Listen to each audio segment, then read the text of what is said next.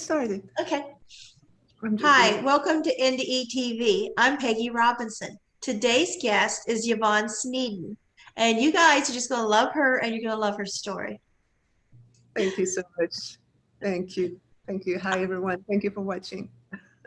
I was just watching you on something with Unity a couple years ago, and I heard you mention in the beginning, I didn't realize you had went to an all-girls school as a child. Yes, a Catholic all-girl private school. Didn't see a male until the only one was a priest. We were all nuns from 4 years old to 13, actually. Did you see your family? My parents, I saw them on. I didn't see them for 9 years.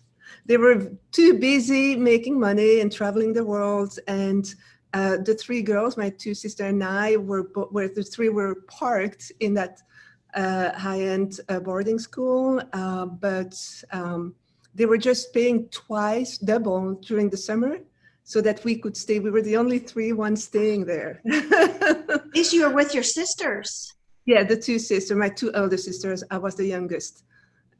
So I always said that I was raised by nuns, but almost like a nun when I left. You know, it was all the rituals and everything. And you have such a fascinating past because you ended up working for kings and queens.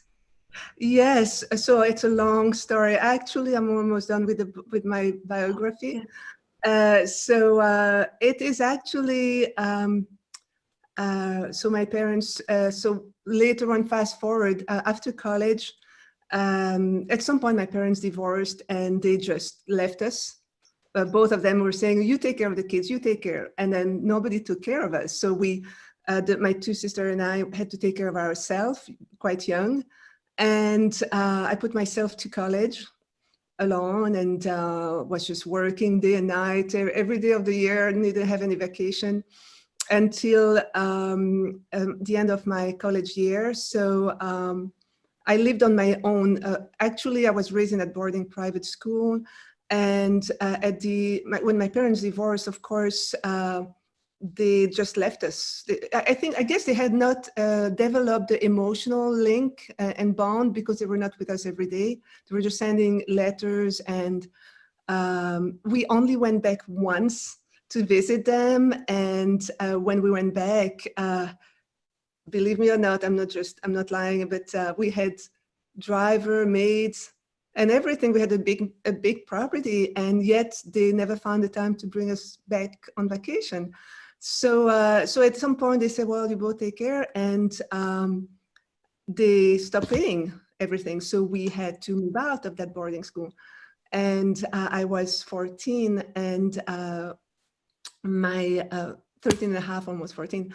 And so I will not tell all the story, but at the age of 16, I eventually find myself on my own. My sister had a boyfriend, and then the other one went to live with a friend of her in another town. And at 16, I was just all by myself in a big city, just like DC. And everybody had forgotten me. And I said, okay, I've always been very positive. So I said, okay, I see that everybody has forgotten me, but I will show the world that I'm somebody. You did. So you sure did. I put myself to college, and that's to answer your question. At the end of my college years, I met in a private party. I met a man from Thailand, and he was amazing. And we dated. He's the one who opened the doors for me. He didn't tell me. We dated 2 years. He didn't tell me that he was actually from the ancient royal family, the Thai royal family. His last name, when you have his last name, people know, okay, yeah, that's the historical royal family, actually, not the ones that are enthroned now. But so he opened the doors for me to work there after college, and that's how my life changed. Suddenly I was working with royalties and ambassadors and kings and queens, and I have pictures with the king. In Thailand? In Belgium, in Brussels. Sorry, Belgium. I grew up in Belgium, in Brussels, in French. So my first language is French. But I worked at the Royal Thailand Embassy in the diplomatic field in Brussels, in Belgium, for about 7 years. And that's when my life would turn around completely. I guess my parents had given us the little gift of being raised in a boarding school. So I was able to handle myself in other environment. And so that I just started at the Royal Thai Embassy, and it turned my life around. I felt that finally I was somebody. Yeah. You showed everybody, didn't you? Yeah, it was, you know, like you see in all those big people in Washington D.C. that goes to events with long gowns and you know, people in the front of doors waiting. I did have that life for 7 years. Wow. I have some picture with the Queen of Thailand and the king now. He used to be prince back then. I have some pictures of those days. So yeah, it was an extremely great experience. I enjoyed every minute, and the diplomat who welcomed me that day when I started my job, it was funny because my back then boyfriend and we unfortunately, you know, he was much older than I was, and he said the most beautiful thing somebody can tell me. He said, I was just 22 out of college, he was 30 something. And he said to me, I know that one day you leave me, but you're worth investing in. So I'll open the doors for you. And that was the biggest love, you know, that somebody can give. He knew because I was so young, Yeah. but he also saw how my life had been. He knew. And he said, I'll open you the doors. And so he said, but you have to have your driving license to be able to get that job. So I quickly took the driving license, because in Europe, it's not like in the US. I mean, especially in Brussels, it's a big city. Everybody takes the subway, and you know, you don't need a car. So I quickly went for my driving license, and so just got it 2 weeks before I started. And we traveled to another city. He wanted to introduce me to other diplomats in the Netherlands, in Rotterdam, where there was another diplomatic embassy. And it was so funny because he introduced me, oh, the new marketing officer. This is a marketing officer. I was an officer. I mean, my life had been from so miserable, I mean, hard. And then suddenly I was a marketing officer in a diplomatic field. And so he said, on the way back, you know, I drive on the way there, you drive on the way back. We won't have the driver with us today, so we can connect and talk about the business. So I said, okay. And it was about 2.5 hours drive. So he goes there and introduced me, like, and then on the way back, it was raining, and he said, you are driving. And and it was raining. I was so afraid, and I put myself right on the side, and I drive like at 40, 50 miles an hour on the highway. I was still 40 miles away. And I always remember he said, park quickly, as soon as you can, I'll drive back. And I thought I had lost my job. And he knew I wasn't a good driver, just a new driver, but he was the most amazing diplomat that actually trained me to work, and I had the best experience. Yeah. So what happened after that? And well, after that, here I am working and meeting all those big people, and traveling and going to Thailand and meeting, you know, that fancy life that, you know, most of our reception at the ambassador's residence, and meeting with you know, higher people. I felt, okay, now I have arrived. I am somebody. And I don't want to say anything. My two elder sisters, I love them so much. They were also in their journey, trying to survive, because we were just left, the three of us. And actually, so we are very, very connected. They both live in Brussels, Belgium, and I live here. So, so after that, my elder sister, unfortunately, was in a very abusive relationship, so she couldn't see me So we couldn't connect. You know how abusers will actually isolate the person so they can't be with anyone, and they can have control. That was my eldest sister. And the other one was wonderful, but she lived in another city. So basically I was on my own there, but that life was, and we were going to all those receptions and cocktails, and what started to strike to me, you know, opening up was I was watching, I always remember, I was watching a very dull painting, because it's also a very, diplomacy is, it's the word diplomacy. Everyone is diplomat with each other. The words are important, how you talk, how you share, everything has to be really great. And so, but sometimes it can also be not very down the surface. Yeah. So I was there watching that dull painting. I always remember it was very grayish. It was a ocean and a little boat on it. And that I remember it was a diplomat from New Zealand, and he and I watched that painting and we said, oh, that's a beautiful painting. You know how in that environment you have to always just speak in a very, no, you know. I've never been in that environment. Okay. Oh, I'm sorry. I'm sorry. No, I find it interesting. I'm just saying. Those people are just like us. You know, we always magnify celebrities or diplomats or politicians. We always magnify them, but when you are with them, talking to them, they're just people like us with the same problem, family problem, couple relationship, kids. They just happen to be in that position.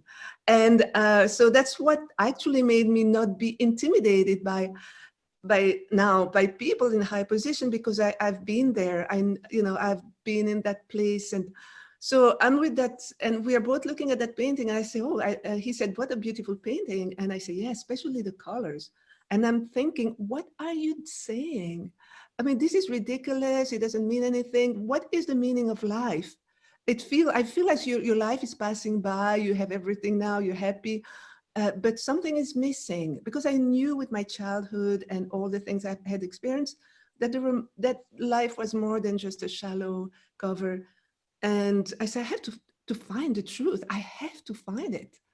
And I'm going to try to find what is the meaning of our life. And that was the beginning of my spiritual search. And my ex-husband, I met somebody after my Thailand man who went back to Thailand. His family was ready to offer me everything I wanted, a job, a house. They were the most wonderful, wonderful people, but I wasn't in love with him. And I was young, and as he said that one day I would leave him, he had given me the most beautiful gift, because it's when I left him, I said, I can't live with you. I'm not in love. I want to be honest with you. I've always not been somebody who tries to be with somebody with money. I could have been today really, really extremely wealthy. But I said that. But you saw that's empty. Yeah. It's a dead end road. Yeah. And he actually knew I was leaving him. And he opened the doors at the Thai embassy for me. He said, I'm going home, but I want to make sure you are safe. This is the most beautiful unconditional love act somebody can do. You know, you're leaving a person, you're breaking up, and yet the person sees beyond it and wants your welfare. I mean, this is just unconditional love. Yeah, so eventually this painting and this conversation was the beginning. And in the meantime, I had met my ex-husband. And so we went to Brazil on vacation. And we were those rich, you know, not rich, we were not rich, but well-off people, vacationer, selfish. Oh, it is our vacation. We're going to have fun and make the best fun of us. And who cares if people are in misery, because we would see a lot of beggars and we say, okay, we don't want to see that. This is not our vacation. We don't want to see bad. We just want to be happy. And I think now I call it selfish vacation, because we were all about ourselves and we didn't care. And we were young. We were young, but there were so many kids in the street. And at 6 o'clock in the evening in Brazil, you have a carpet of kids sleeping in the street alone. They have been abandoned and they are begging at your table. And that's when I started to realize that something was wrong and I wanted to know the truth. I said, there is something in life that's missing. There's something in life. I mean, why are Because those you were kids? almost one of those kids. I mean, Yeah, maybe that's why I could identify, because I was, and then I saw the people, you know, we were at that restaurant, we gave them the food. We were so embarrassed. We gave them the food. They had a plastic bowl. And then they went to the next one. And these were local people that were used to beggars. So those kids go there, they're finished to eat, they're over the meal, they don't eat anymore, and there's full of food. And they just tell the kids to leave, and they don't give the food. And I said, you can get used to misery, because they just didn't care. And I look at that kid, he was 4 years old, and I about 4 or 5 years old, and I would look where he was going with our food, and I saw him share that bowl with a younger kid, probably 3 years old, and they were eating together, sitting on the floor. And this, I said, no, I have to know the truth. I have to know why I see those kids in the middle of the night digging in trash can, and there must be a reason why. And then so I forgot about that, and we went to the north, near the Amazon forest with my ex-husband, and we had a trip in the Amazon forest. And we're in the city, and that's what made my life change, is when that moment, we are walking towards the place where we are going to take the boat. And I feel like I'm bumping into a pole, and I say, oh my gosh, I'm bumping on a pole.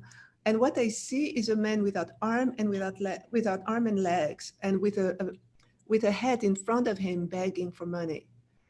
And I just pretended I didn't see him, because it was vacation for me. You know, I wasn't the person I am today. I was that ambitious. It was me, and I was going to be the best one, the richest, you know, I was so ambitious.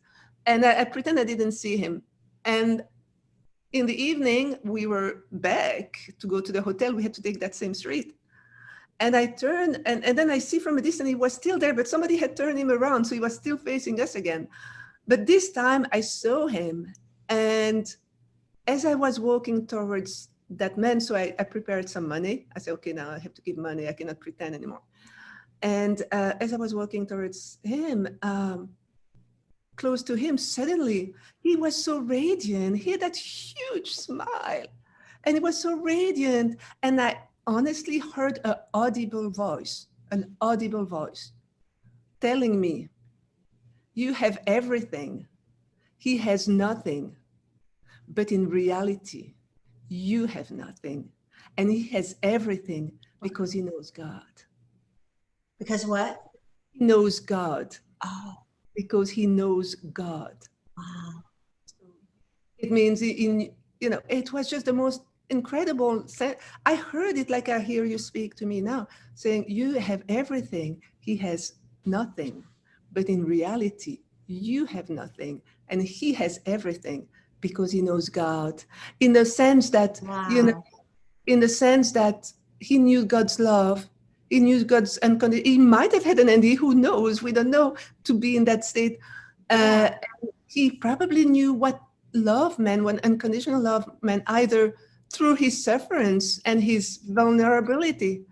And I was there hiding my pain of my childhood through ambitious goals, and and it's good to be ambitious, but it's also, if you just focus on that, you forget the meaning of your life on earth, which is it's giving to others and seeing others, and helping one another.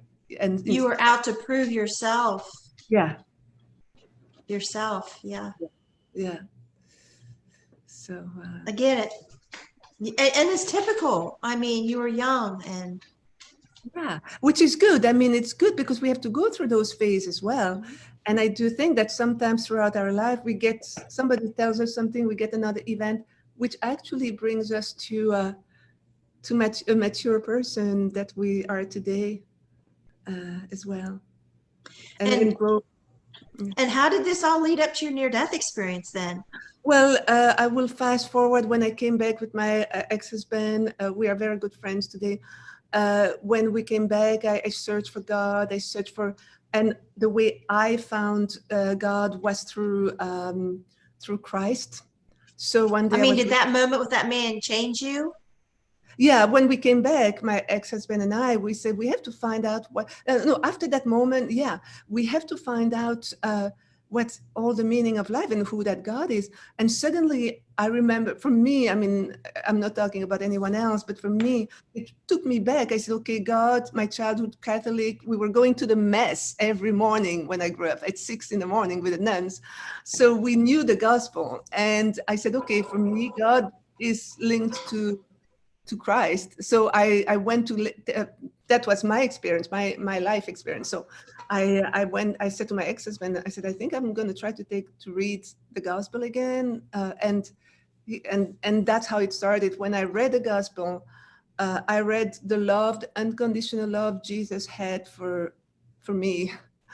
And I started to cry, and that was the beginning, because I felt that there was a being there that was unconditionally loving everyone, healing everyone, helping everyone, without actually having anything to receive back. And I'm not talking about, I want to say, to make sure that I'm talking about the essence of the gospel. I'm not talking about any man-made church or movement or anything. I'm talking about Jesus, the person, the being, the one who brings unconditional love, who brought unconditional love into So my do you life. think what that man said brought you back to your Catholic upbringing in the school, or just a new search of Yeah, it finding? brought me back to a new search. I felt that love. And from that moment on, I just wanted to feel that presence, Christ present. And my ex-husband and I, we went into, I'm just going to fast forward to get to my NDE. Yeah, I'm sorry. I didn't mean to say it abruptly like that. My dog come in, distracted me, and I'm No, sorry. I didn't mean to say it abruptly. Like, how's that need your that's why NDE?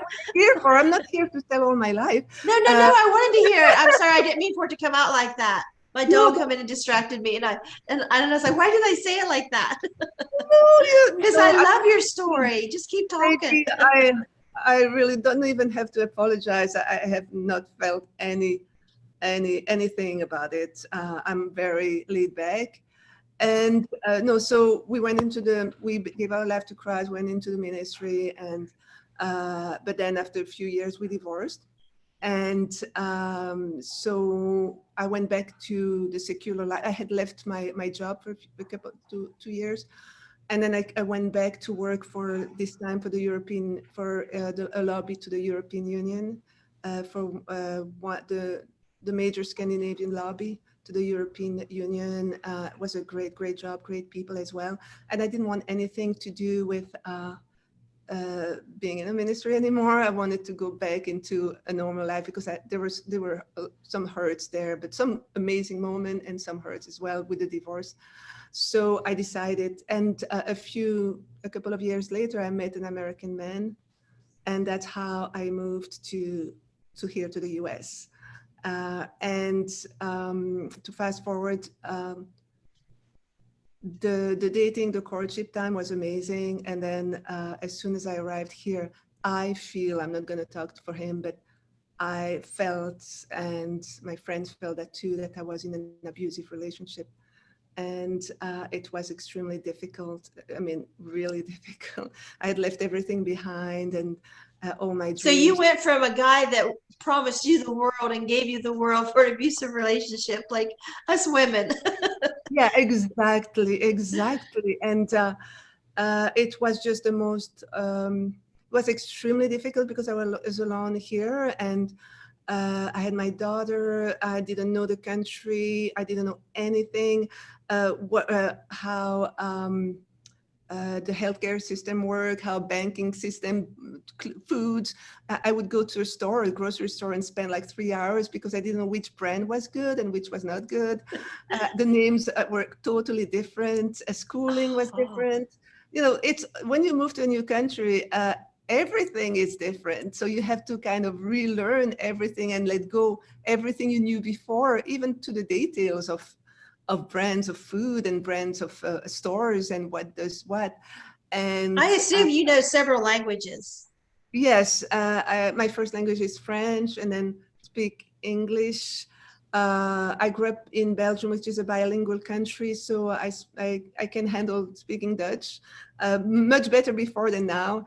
And I went to college for economy, politics, and languages, and I learned German there as well. So I can handle, if I go to Germany, I can handle myself around, or if I go to, so.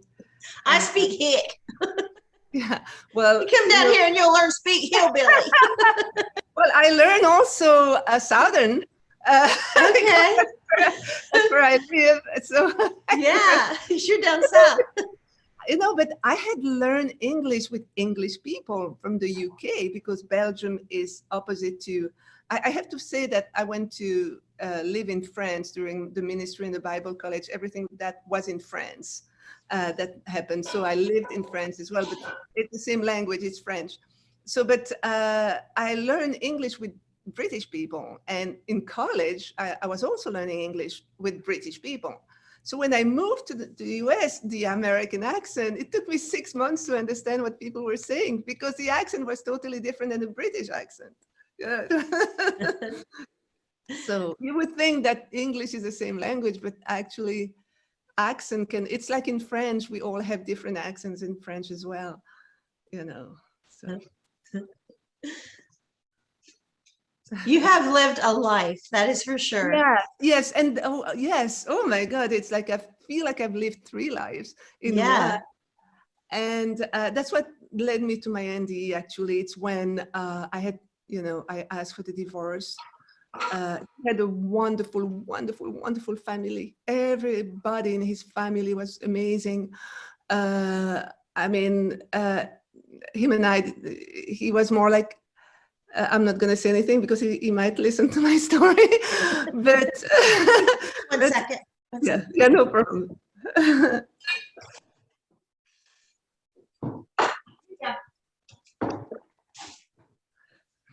Okay. My dog had puppies and she's hungry and I had to give her something. She's tearing everything apart looking for something to eat. Oh my God. How old is he or she? She is 3 years old and this is her 4th litter and she had 9 puppies.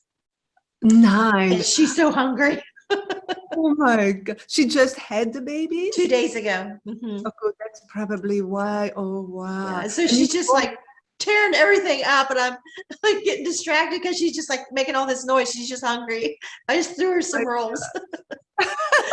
She'll calm down now. So I'm sorry. Did you keep all the dogs? I'm sorry.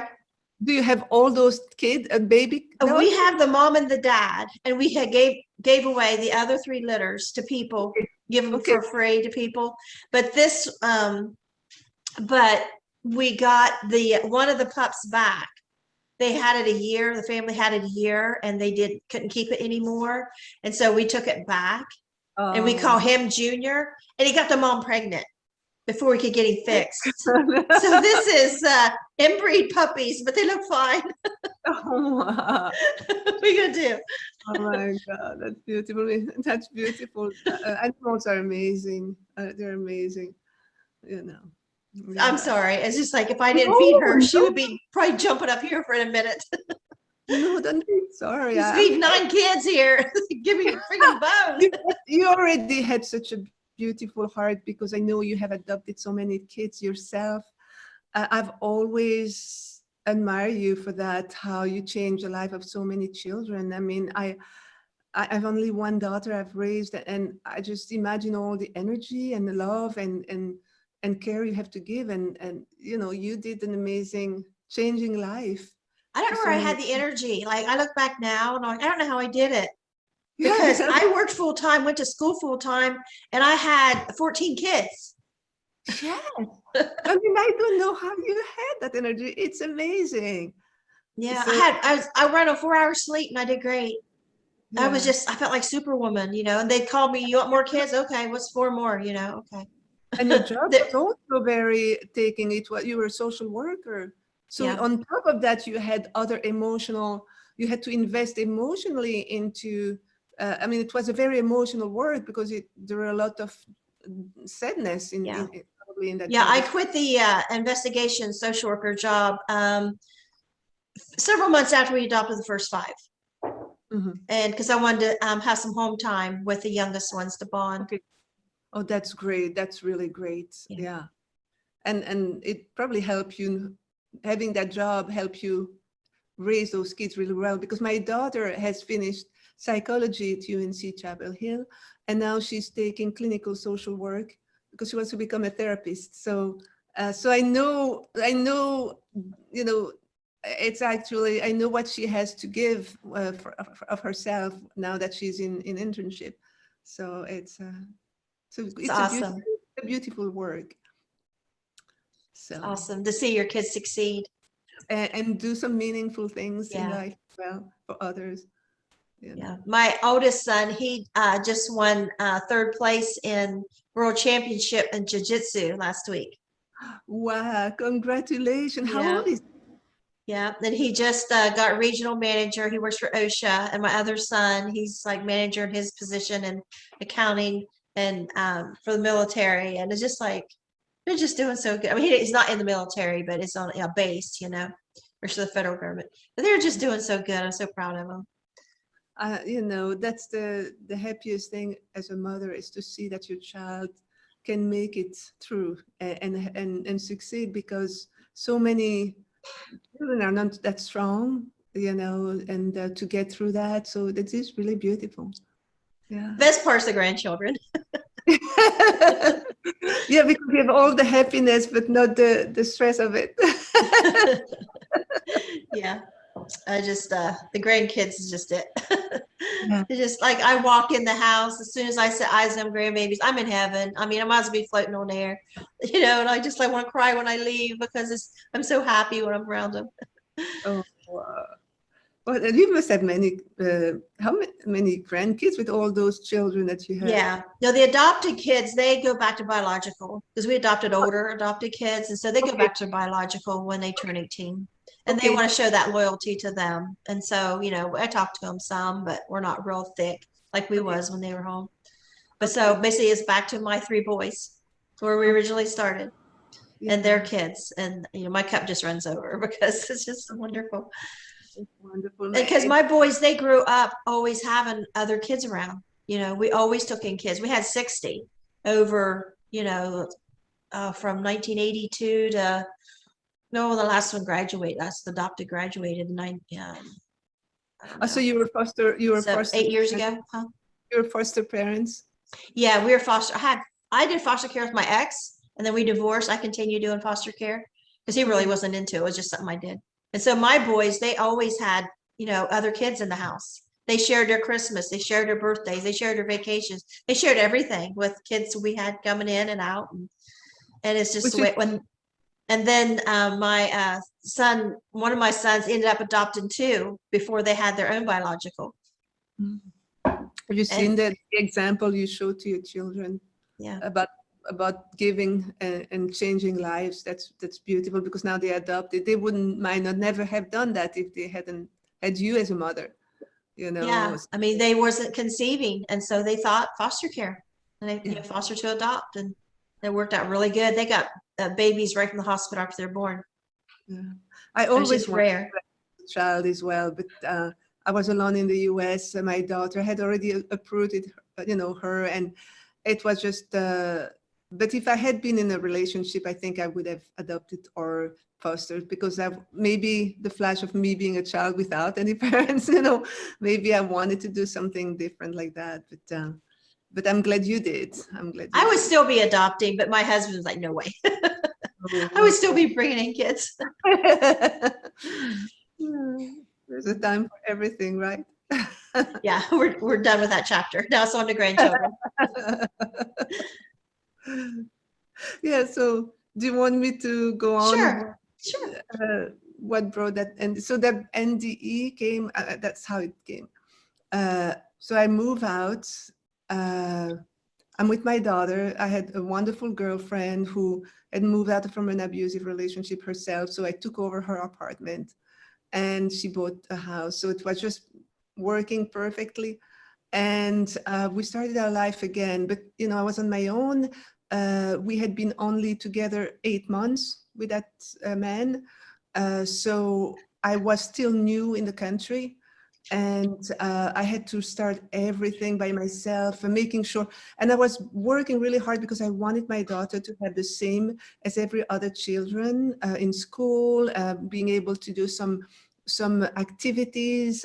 She loved to, she went to ballet, or she didn't like it. I kind of forced her for 2 years, and then she gave up, and it was a good thing. She was an amazing musician and singer. So, I wanted to give her everything. And so I started to work and work and work hard and day and night, so to make sure she had a future. And the good thing is, because of my background, professional background, I found a job here in the US in public diplomacy initially, in my town, where we welcome activities, political or diplomatic activities. And it was a great job. Actually, we were, that office was invited, it's a government office. They were inviting people from different countries. Public diplomacy, it's called as well.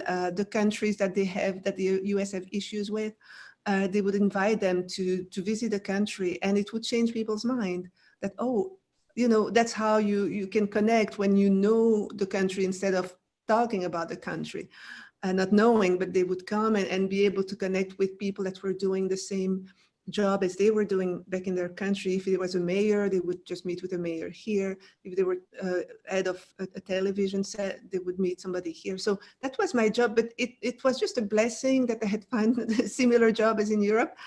And then, but then, the travel, and I'm not gonna, so I had to. I can't imagine what your resume looks like. You can probably get a job anywhere. But the man I had married told me when I moved here and we were together, he said, well, with your accent, I don't think you'll find a great job. You'll be somewhere in a, lower job type, and because you have an accent, you won't find a job. But so I thought to myself, I know my value, my professional value, and so I went myself to knock on doors, and here in the city with, trade centers and clubs, and eventually that's how I found a job, and I remember him not talking to me for 2 weeks, honestly not talking, because he was so upset I had found a good job. And most spouses would be happy about that. Yeah, no, but it was really a different story here. Control. Yeah, it was difficult. And so anyway, I'm on my own. I have to find life again, to rebuild everything. And I started to develop arrhythmia because, maybe the worry, the work, and having to adjust, my body was probably responding to that with arrhythmia. So I would have bad crisis of arrhythmia. For people that don't know what it is, it's your heart that's actually racing faster than it should. So fast that you cannot control it. You cannot just say, okay, I'm going to rest and it's going to stop. No, it just go on. And so I started to get worried, and I went to the cardiologist. At the same time, emotionally, I was at the end of everything. So I was just handling those two things, and I guess they were connected. I was absolutely not suicidal, but I had felt in me supernaturally that was it. The end of my life was near, and I had zero worried about it. It feels like, okay, that's normal. It's like when you have been diving as a sport, and then suddenly you say, no, I just don't want to do that anymore. I want to do soccer, and you just change. That's it. I'm done with it. And that's the feeling I felt like, okay, that's it. Like a battery that's depleted, and that's it. That's how I felt. And at the same time, the cardiologist had given me some monitor, and then he said, well, and he gave me some medication to take when I had a crisis, when my heart would beat faster. And so I always say that I unconsciously overdosed, because what happened is that when I didn't want to have any crisis, I said, and it's often happened in the evening, it was often happening in the evening, I said, I don't want to be having a crisis, so I'll take the medication so I have a peaceful evening. But actually, that was not very smart of me, because if my heart was beating normally, and I'm taking a medication to regulate the beat and slow it down, You see what happened? Yeah. And It's already slow.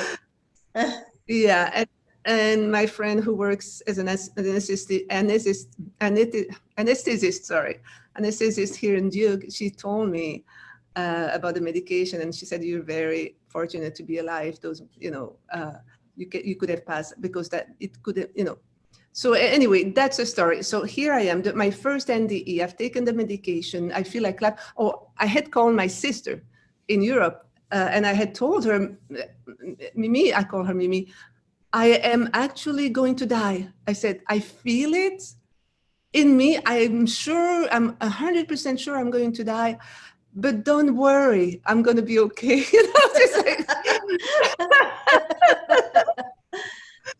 I don't know. I don't know. And then I told her that I had bought some gowns, some pajama, beautiful ones, in case it happens during I sleep. I will be still decent, looking. And and every day I was just making sure that, I mean, this is ridiculous what you can think of when you know that you're going to die. I mean, it was really, and I was younger, so I would never think of that today. And so here I am. I've taken the medication. The first one, I've had 2 NDEs. I'll tell maybe the second one because otherwise it's going to be too long. That's fine. Both of them are too long. So I had the first one, and about 3 weeks later, I had the second one, which to me I call the big one. So the same situation. I take the medication that day when everything is normally fine. I take the medication, and then I'm just reading the Bible. I was reading a book, the Bible, if you want, on the sofa.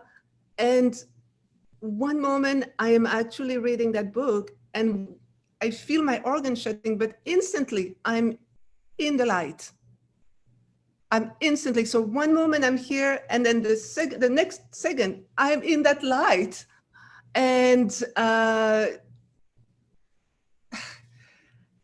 am actually like a worry-free. It's a beautiful light. I say it's God's light because it was filled with love, kindness, joy. I was in the state of the utmost happiness. Anything that happiness is, and you amplify that by millions. That was the state I was in. It was totally worry-free. I had no stress, no anxiety, no sadness. That didn't even exist in the place I was in. It was the light of unconditional love of God. When you're in the peak of what joy means or happiness means, I was at that peak of joy and happiness of everything that can exist, not only in this plane, in this life, but maybe in other planet, all the dimension. What is the highest level of happiness and of joy?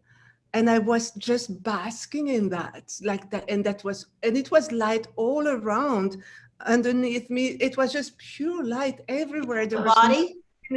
Excuse me? Did you have a body? Could you see yourself? People always ask me that. I never saw my body. I was not even thinking of looking my body because, and some people that had NDE, they don't remember they don't know how they look either. Most of the time they say that. And I looked down. I was in bright white light and I seen there was nothing there. So you see, you looked at yourself. I looked down because I was just basking. I was floating in the white light and there was nothing. I was still me. There's just no body at all. So you see, so I'm glad that you said that, because I've been asking to other experiences, how did you look like?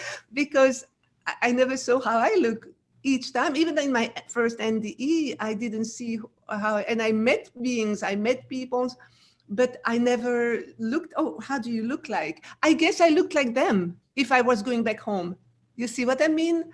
It was pure light. I think that we are pure light, and we can take in that world of light, heaven, we can take the form we want. But initially we are light, like God is light and we are light. If we are coming from God's light, obviously we are light too. You know what I mean? It makes so much sense that if he created us from itself, so we have the same components of light. But no, I never saw myself. I was just basking, and like, I'm sure you understand the feeling also. If you were, I'm so excited that you were also in that light. Yeah, I went from the wheelchair, but I had a tunnel in between. You what? I was in the wheelchair in the hospital, but I had a tunnel in between. Like you were just there, like that.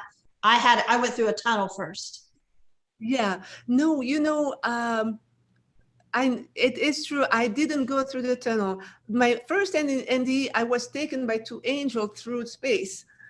So maybe another interview together.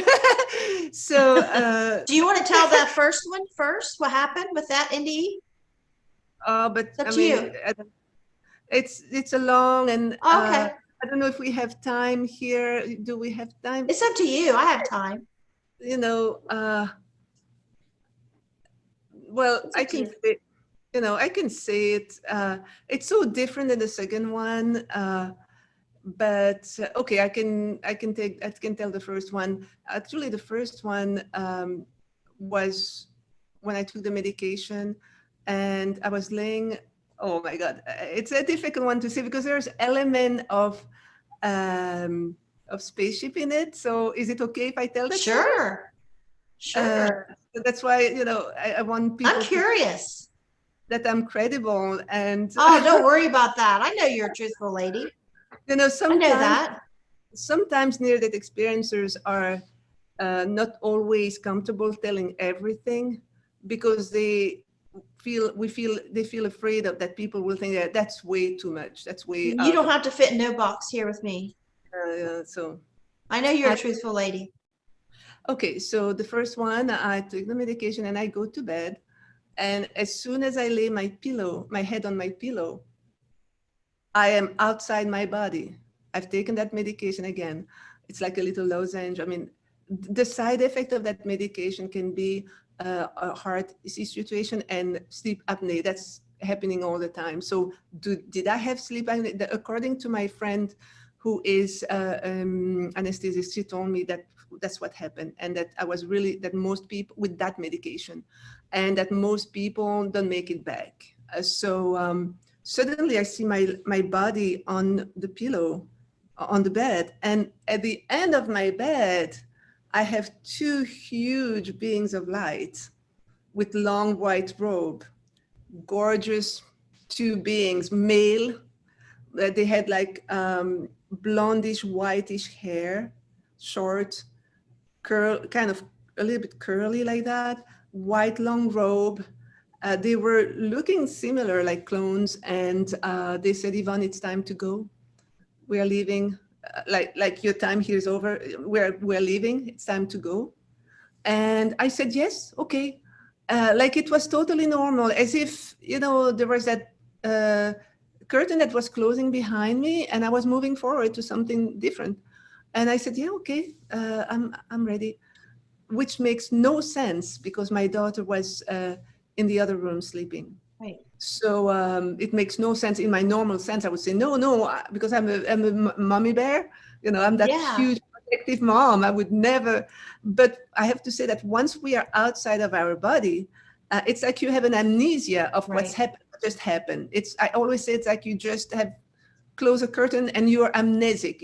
You have amnesia. You don't remember all the details. You are in that state of peace. It can feel like this life is a dream and we wake up there. Yeah, like we just woke up. That's exactly what it felt. That's exactly what it felt, that I was waking up. And they said telepathically, it's time to leave. And they were very quiet, very peaceful, but powerful, tall, handsome, and light, magnifying light around them. And they told me telepathically, you know, Yvonne, it's time to go, we're leaving. Behind them was a spaceship of light, and it was open. It was open. It was a very sleek white, pearly, like that, very modern. And it was just open, like an oyster. It was open. And I said, yes, okay. So I went in between both of them. We went inside it. They both had, were sitting next to me on, and I was in the middle. It closed behind, above me. And the right side being, and they look like they were soldiers of God or something, of the divine, because they were extremely powerful, but good, kind. But also you could feel that they were extremely powerful, that when I was with them, there was absolutely nothing that could happen to me. I was completely 1,000% protected. So that nothing would ever happen. So I sat there, and then that closed, and the one to my right with his left hand pushed something like a handle. And in 1 second, when we say 1 second, in 1 second, we cross the entire universe. And when I say 1 second, it's really 1 second, but I can still feel that feeling. And then we arrived, I don't know how we made it, but we arrived inside a completely lit place. Everything was bright, and there were about 20 people, beings of light. Everything was light inside. They were looking like us, but instead of vein and bones, they had light. It was all light. So there was all light emanating from on the outside. And they were so excited to see me coming. And I felt, like you said, I was finally waking up from not a dream, from a nightmare. I was waking up from a nightmare, and I was like, oh my God, like when you wake up from a nightmare and you're so happy in the morning that it was just a nightmare, that it's not a reality. That's exactly how I felt. I felt, oh my God, I'm so glad to be home. This was such a nightmare. I'm so glad it wasn't true. It wasn't real. And they were like, yeah, Yvonne. They were like, hey, and they were so happy to see me coming. They were excited. And I felt I was going home. That was my real home, my real people, my real family. Even though I love my family at home, and they my family on earth as well. I just love them so much. And they probably are also my real family in that other world. Makes me feel like we're just aliens. We're like body snatchers. Like we take over these bodies down here. No, but yeah, but I was, that's what made me think, because my second, and as you will see, is totally divine. This one was more like, had that alien things spin on it. And for the longest time, I didn't even dare to tell that one, because I was like, I think people will think I'm totally insane. Right. So I was always focusing only on that other one. But I have a French YouTube video, and I finally shared my story in French with including this one. And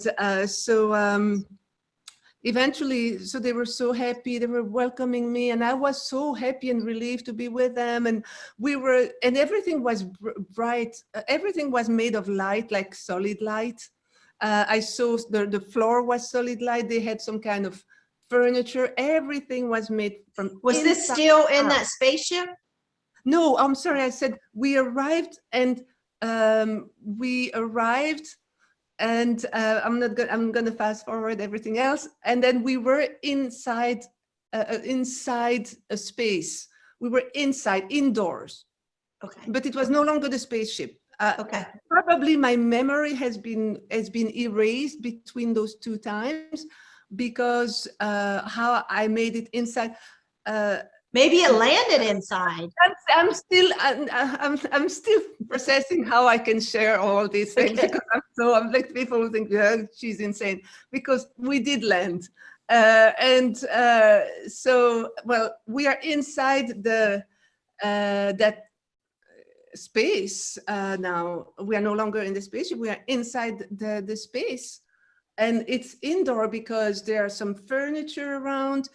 It's all lit up, but the furniture are made of solid light. Like it's not wood or leather. It's really solid light. The table, everything is solid light. It emanates from inside out. And those beings that welcome me emanate also from inside out.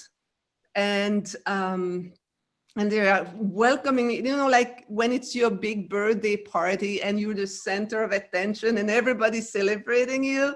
That's exactly how I felt. It was, everybody was surrounding me and so happy to see me. Oh my God, I'm happy to see you again. And we were all catching up and what's happening on Earth. And I was sharing and they were asking questions. It was just like that joyous celebration. And then I felt relieved that I was home. But then one of the being, a feminine being, came to me and then she held my head like that. And she said, with my head with her hands, and she said, your experience on planet Earth is such a difficult one. That's word by word what she said. Because you remember my life and everything, Yeah. and I was on my own trying to make it. And I said, yeah, it's hard, it's difficult, it's just a difficult place, so hard. And she said, unfortunately, you'll have to go back. You have to go back, but you'll be back. This is what you have to do now. And I knew that I wasn't finished on that. And I knew Earth was extremely far away.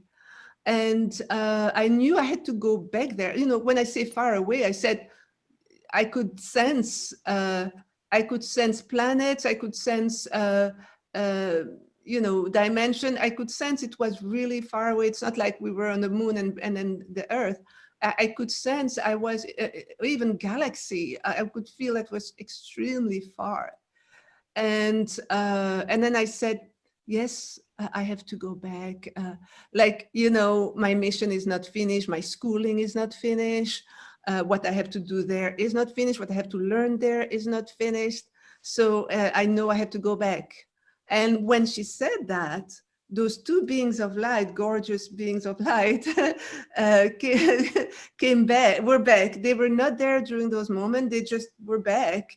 And they were waiting there in their, like those escorts, when you see those big presidents and you see the escort around them, you know what I mean? But they're good ones. They're not going to kill you. And they are full of light and of, interdimensional beings that, nobody can actually fight those beings, that they're almighty. That's how I felt. Angels, people say angels, so they're back. And the same way we went, we went back. I went back in between them, went back into that spaceship. It closed, and in 1 second we had moved to Earth, and I felt my spirit reintegrate my body. So that is my first experience. I mean, how do you share that? That I haven't met many people that had NDE that had also that element, but I met one lady in IANDS, my first IANDS conference. We always felt we were connected. I mean, I don't want to make any ad with any company, but it's my first near-death experience conference. And she and I always felt we had to meet, we had to connect, we felt a connection. And eventually we had a breakfast the last day of the conference. And she said, we have to share something together. I said, yeah. So we share each other NDE, and she was at the hospital between life and death.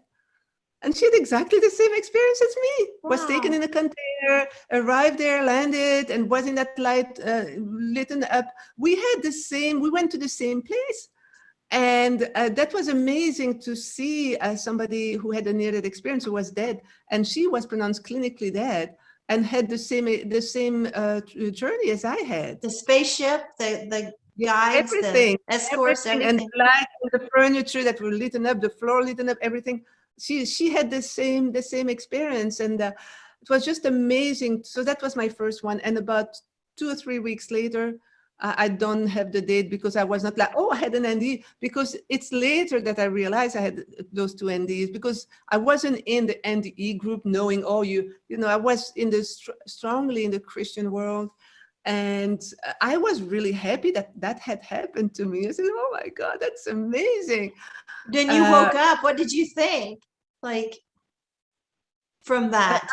I was so happy. I was just happy that actually I had experienced, those beings looked like angels. And as Christian, we love angels. You know, we're like, okay, this is it. You know, they're next thing after God and Christ. You know, so it's like I felt like my experience was an honor. I felt I was really privileged to have seen that other dimension and not. And being able to come back in this reality, knowing it's a huge encouragement when you know that there's something after, or you know, because even when you're extremely sad, you say, okay, hang on there, because you know what next. And that's Are what. you negative blood? Excuse me? Are you negative blood? Are you RH negative blood? No, Okay. no, I'm not. I'm not. Okay, I was just curious. No, because I know that many that have been abducted have those. So I'm not. I'm Okay. not, and I don't think I was abducted. It's making a difference. No, I'm RH negative, and I've just done these little polls, just near-death experiencers, not alien abductions, and most of them are RH negative, so that's why I asked. Okay. Oh, no, so I'm O. You're O positive. Yeah. Okay. So yeah. So actually, on the second part, my second NDE is like 2 or 3 weeks later, and that's when I'm reading. I have taken that medication, which is really slowing my heart, and I don't realize. So you had both these for the exact same reason, taking that medication at night? Yeah. Yes. Okay. Yes.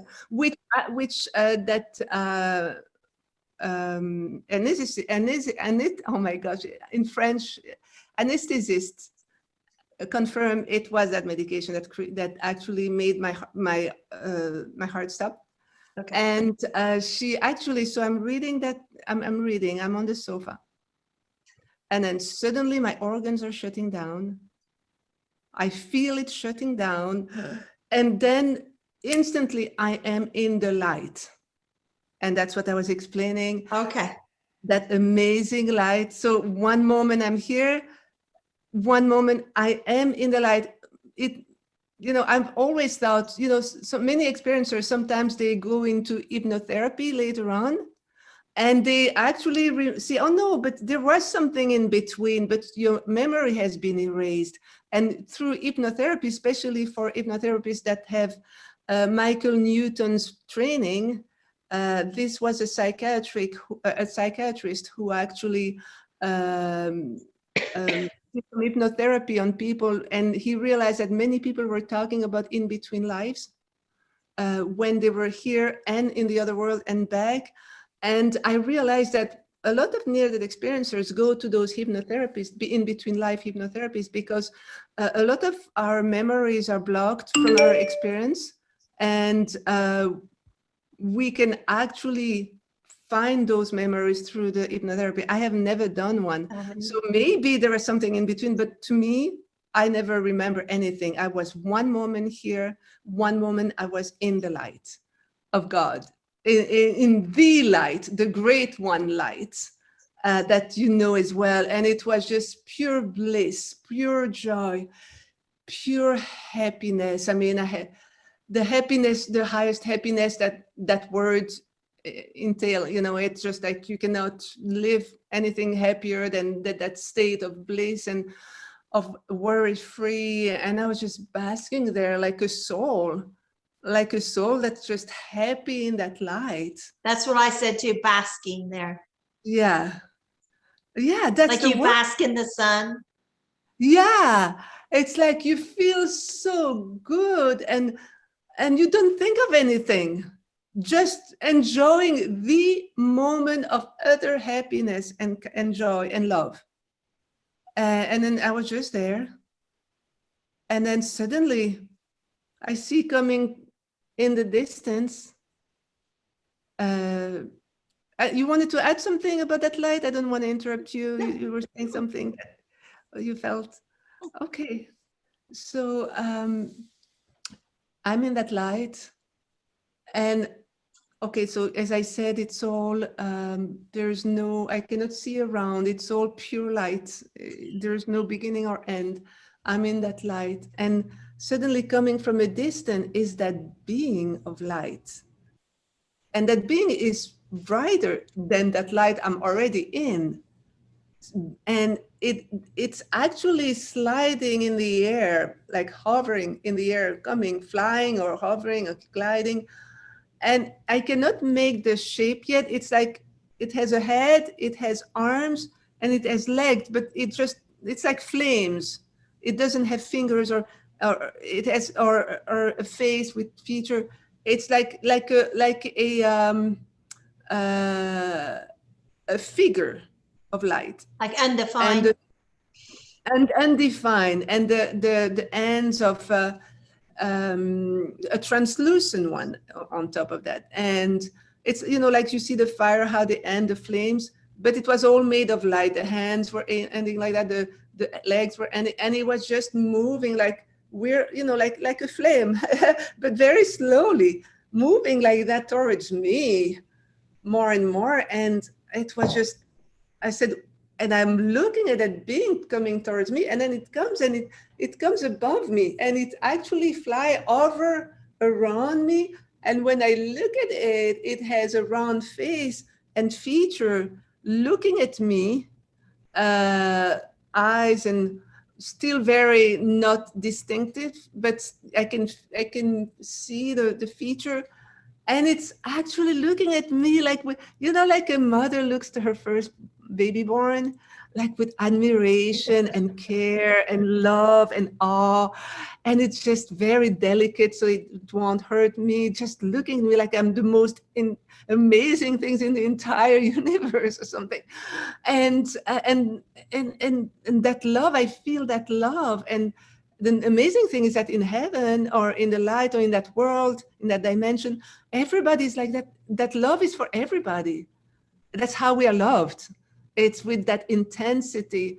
And it just looked at me and eventually embraced me, engulfed me in its being of light like that. It engulfs me. And at that moment, I feel like I'm a 4 years old baby, in a toddler in the arms of my parents, my mother and father. As I said, that being was both male and female energy. It was a 2-in-1, which makes sense. It was like a father and a mother, but all blend into one being. All blend. It was not two beings, it was one being. And it was the mother love and the father's love in one unit. And I've never felt that with anything else, because we always feel energies. If it's male, female, we always feel it. But this one was like one. It was not genderless. It was both gender in one, both energy in one.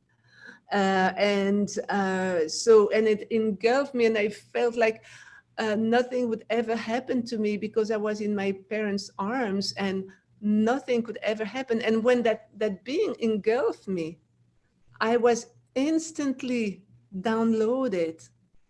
This is Jesus. And I always say the same thing. I said, it was not my imagination. It was not because I believed in Christ before that I saw Jesus there, but it could have been any other beings. It was me. I've heard that a lot, people saying, oh, it's because you were raised in that now that light was manifesting into, and I always say to people, no, if I meet you, Peggy, in Right. heaven, I'm not going to say, oh, it's Janice or it's Candice. You see what I mean? I'm going to say, this is Peggy. You know it. I In that encountered word. God and Jesus there in mine. Yeah, so, and you knew instantly. Yeah, You know, because in that world, there is no negative emotion or stressful or doubt, because doubting, stressful, and they don't, and people cannot trick you in telling you, oh, this is Jesus, but actually I'm not really Jesus. I mean, this is again a mindset of human logic. yeah. To I don't think, let but nobody take that away from me. no, and in that world, there is no hesitation, there is no lie. It's all truth. The truth is all the universal truth, the interdimensional truth is there. So there is no interpretation. It is what it is. It's And real. It's Heaven is real, and God is real, and Jesus is real, and angels are real. Yeah, they are real. I'm not saying that, other things don't exist. I'm very Right. open that there are other dimensions, other worlds, other things.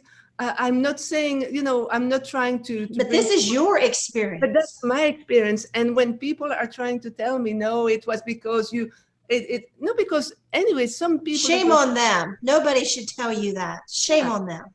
some people that were Jewish saw Jesus, some Muslims saw Jesus, some Christian, my friend who is a Christian, when she went to heaven, she saw Mohammed and Buddha in heaven because they were there too. They are there too, but they were before Christ, and they were sharing together what good they brought and what humanity transformed to in an ugly manner to bring war to the initial teaching, which was the connection with God.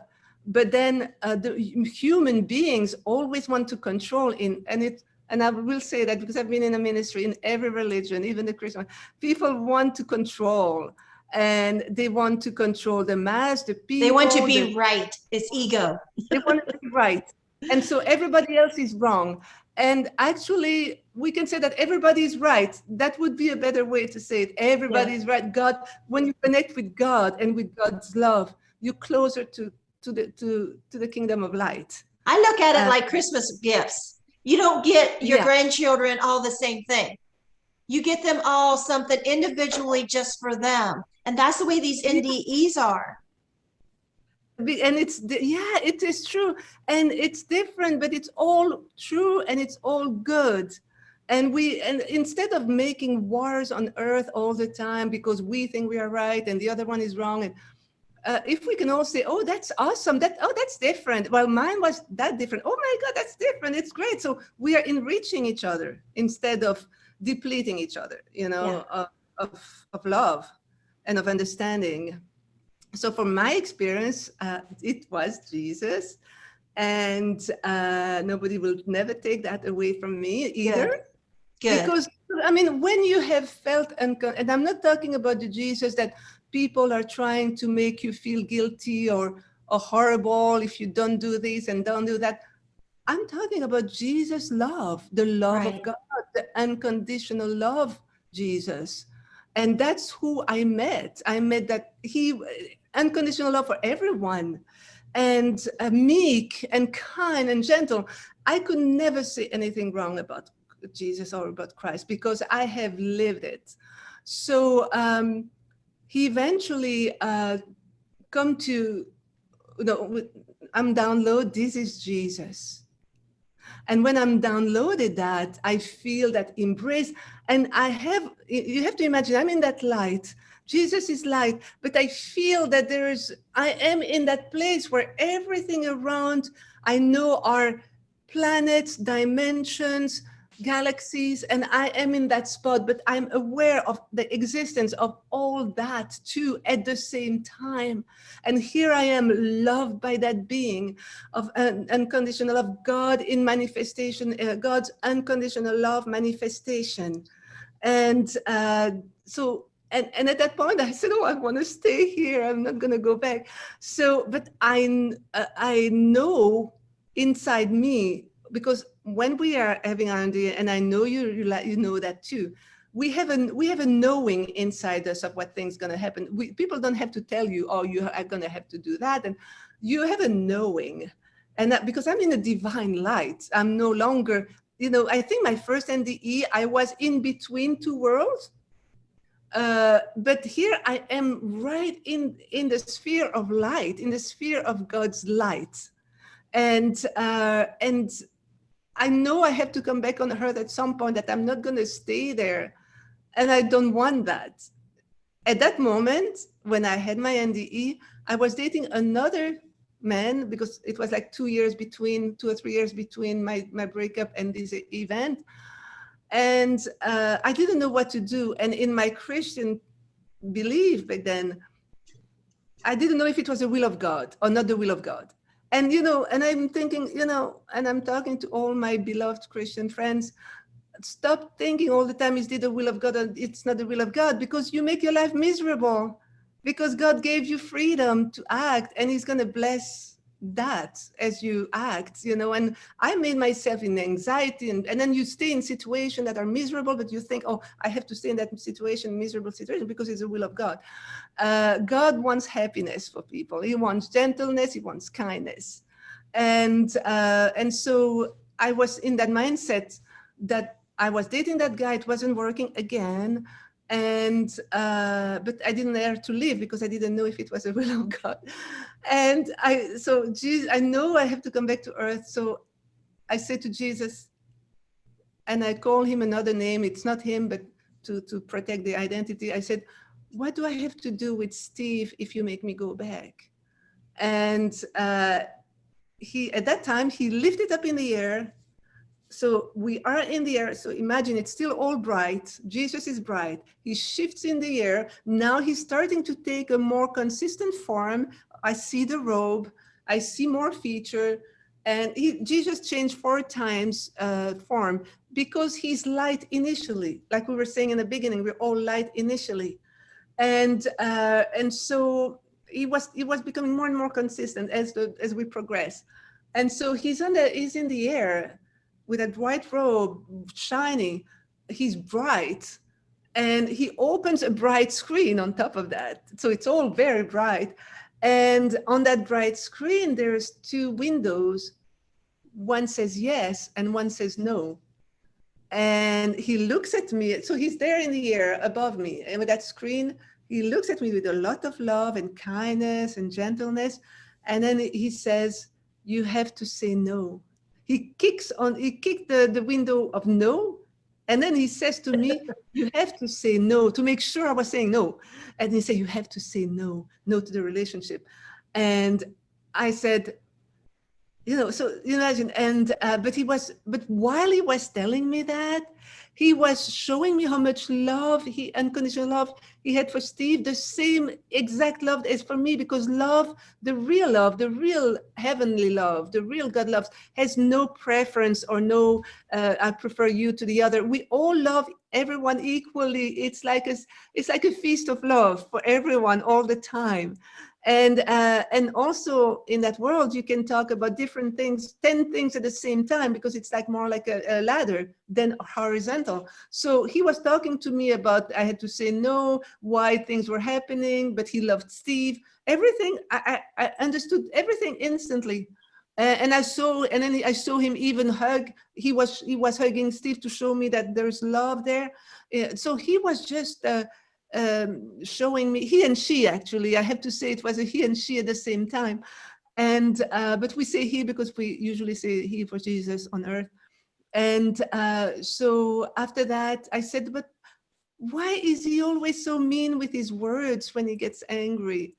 I don't understand, you know, because I'm not trying to boast myself, but I do think I'm a really kind person. You are. You know, You're the best. not to be boasting myself, but so it's Oh, hard. you are. Oh, Boast away. I love you, Peggy. And You're it's hard. amazing. Oh, you are too. And it's hard for me to I've never really. seen you angry. Never.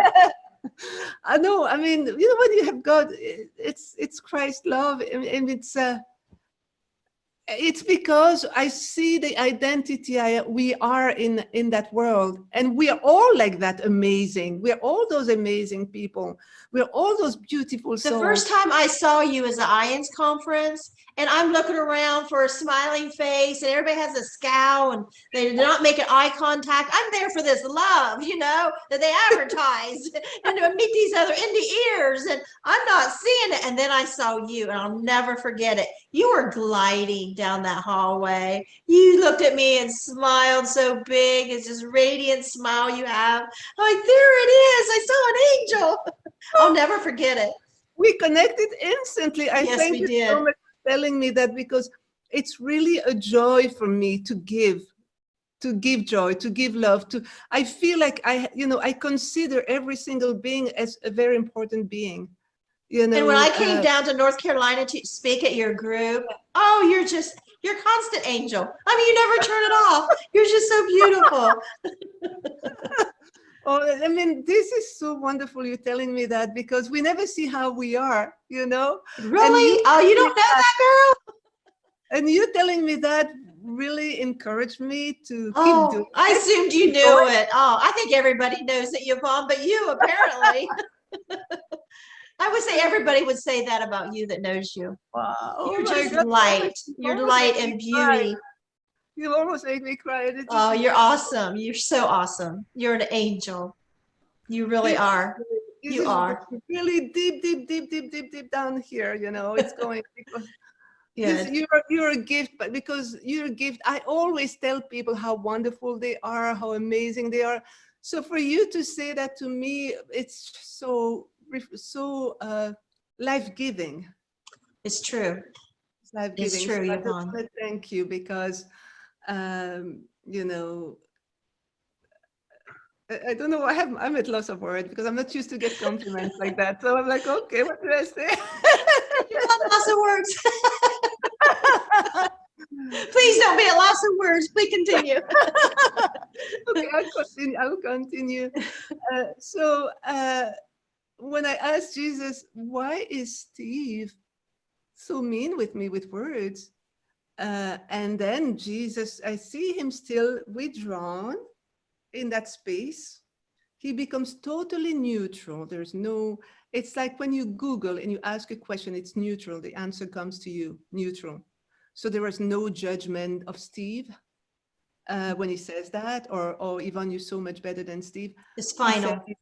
it was, yeah, he was explaining. He said, I said, why is he always so mean? He said, because Steve has decided to live his life on earth through his mind first.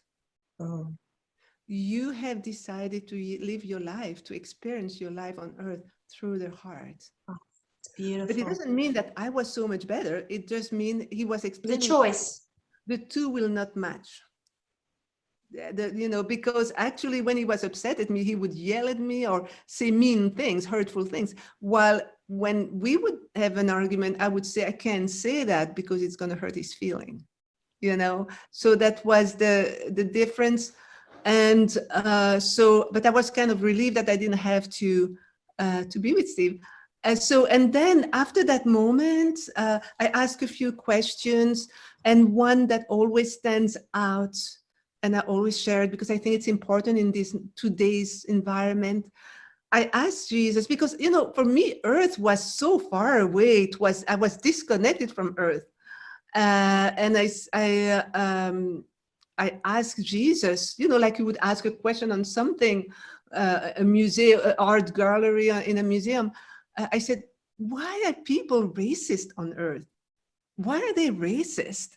I didn't understand with my spiritual mind now that I was in the light, how the mechanism was of being racist. Mhm. And I'm talking about all the colors. I'm not talking about only the Right. white. Right. I have traveled the world. I've been to Africa, Asia. I've been all over Europe, Latin America. I have seen racism in all the directions. So I asked why. You know, any person would say logically, upbringing, geographical environment, you were raised in that country where it's more racist, or trauma, you have been you've mistreated by one of the race, now you have hatreds, or just upbringing, the family just hated Right. other colors and they don't Taught. want it. So my mind was gravitated towards that while I was asking the question. And then Jesus said, it's because of their self-centeredness. And I was not expecting that answer. And it meant, and it was no judgment, oh, their self-centeredness. No, it was like Google, that's the answer. Yeah. What is it? Oh, this is the answer. Self-centeredness. And because when you're self-centered, everything has to gravitate around what you look like, what you eat, what you do, what you listen as a music, everything has to gravitate around who you are. So your point of comparison is you. You're self-centering. So anyone around you, you want them to be people like you. And anything that's not like you, that doesn't look like you, not the same color, not the same upbringing, everything, you just push it out because you want only people that are like you. because you're self-centered. Once you are opening up to others, to try to understand others, the difference, and not be afraid of it or say, oh no, I don't want it because I want to stay the way I am with my people. Once you're opening up, there's so much richness. And then you decentralize yourself. I'm a mixed person. I have 3 races in me. And I have white, black, and Hispanic. I have those 3 colors in me. So a Caucasian, my dad was Caucasian. And so you're beautiful. Oh my God, you have the Oh my perfect God. complexion. Oh my God. I would love to have your complexion. I'm so pale in the winter. Oh, you're beautiful too. Every color. God created every color like a bouquet of flowers. We Well, I all used have to look like you. I had your color hair before I started coloring my hair. And I used to be in the sun a lot more. I'm in the sun a couple of days and I'm dark like you. I mean, I'm part Indian and I go actually, dark like you. I have black hair and I have just put it a little lighter. So you see, we all see my black hair. But blonde is really nice on you. As you get older, they say you should go a little lighter, and I just went way light. So I think I've always known you blonde, and I think it. Yeah, my grandkids wouldn't know me brown because I thought about going back to brown before, and I tried to. My grandkids like scared them. Like, we've only known you as blonde. Like, oh, I never thought of that. So I just keep it. It really is nice on you. Thank you. I could not imagine you with another color either, because I always known Yeah, you. nobody would know me, and I look a lot older with brown. Okay, so stay blonde. No, so he said because of self-centeredness, and I was surprised. I said, "Oh, I never thought, but it makes sense. It makes total sense." So if we are open to others and not think of self all the time, and self and me and I, we can learn from others and receive, and it's enriching because you grow and you change into becoming a better person, a more loving person. And that's the purpose of why we're on earth. We're on earth for actually learning unconditional love and how to love others. And that's why we have all those hurdles and all those challenges, because we have to learn to overcome them by having an action of love towards others and overcome them. This is a really great school. We're in a college here because we have a lot of difficult tests, but if we take them as not failure but lesson, we grow. Because when we take something we missed as a failure, then we feel discouraged to do more after. We say, anyway, I'm a failure, so I'm going to be bad altogether. But if we say, okay, no, that was a lesson. What have I learned through that? And okay, next time I'll do this way. So you don't keep the burden of that guilt on your shoulder. It's over, it's out, and so you can move on. I learned, and that was a total different experience when Jesus came into my room many years ago, before my NDE, when I was ministry in France. I was making myself so guilty, and he looked at me like, why are you making yourself so miserable? Because you're perfect, you're beautiful soul, you're beautiful being. We all are, and we make each other always miserable, and then we end up going even deeper in ugliness because we think there's no hope anyway. So you had a visitation? Yes, when I was in the ministry, probably 20 years, 25 years ago, about, my ex-husband and I, you remember, we divorced. We were in the branch, we were not getting along really well, and we were those ministers that were pretending to be all happy family on Sunday, and and yet at home we were just tearing each other up. And so I felt, and we were talking about divorce, so I felt like I had, and then there's a whole lot story that will be in the book.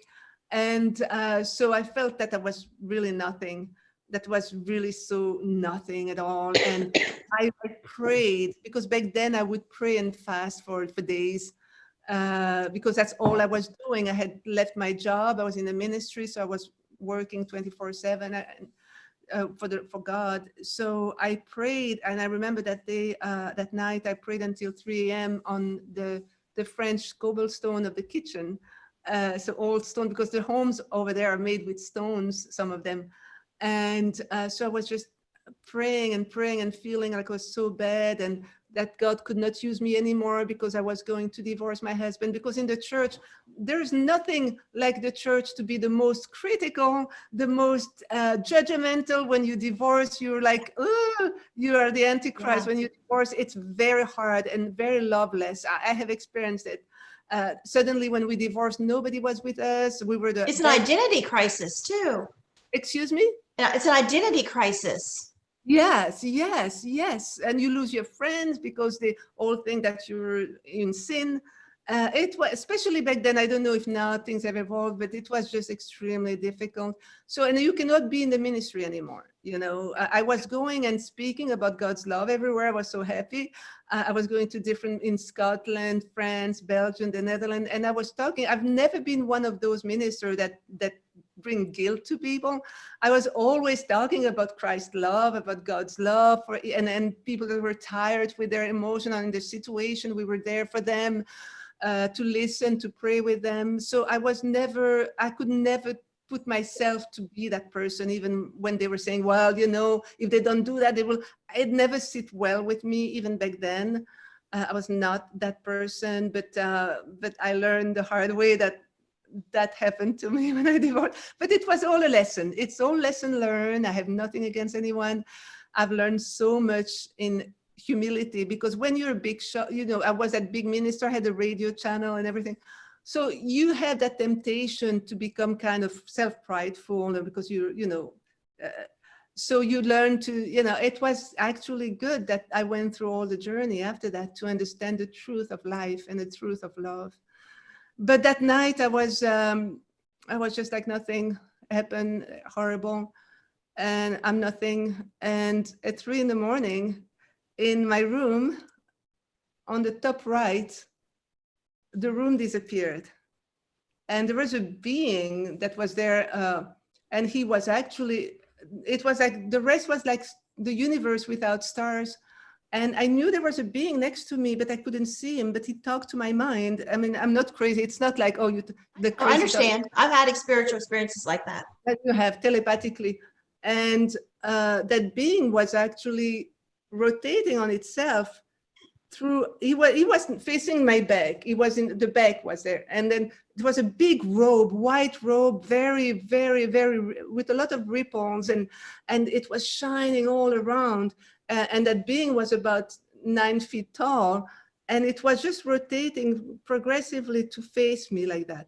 And the music behind it was a celestial music, a continuous music. There was no, you know, here we have the heartbeat, because we're in the time section. So we have the heartbeat, and so the music is like the beat, but that was a celestial music that's not, it's not depending on the time factor. So it was a non-stop continuous melody that was celestial and beautiful and soft.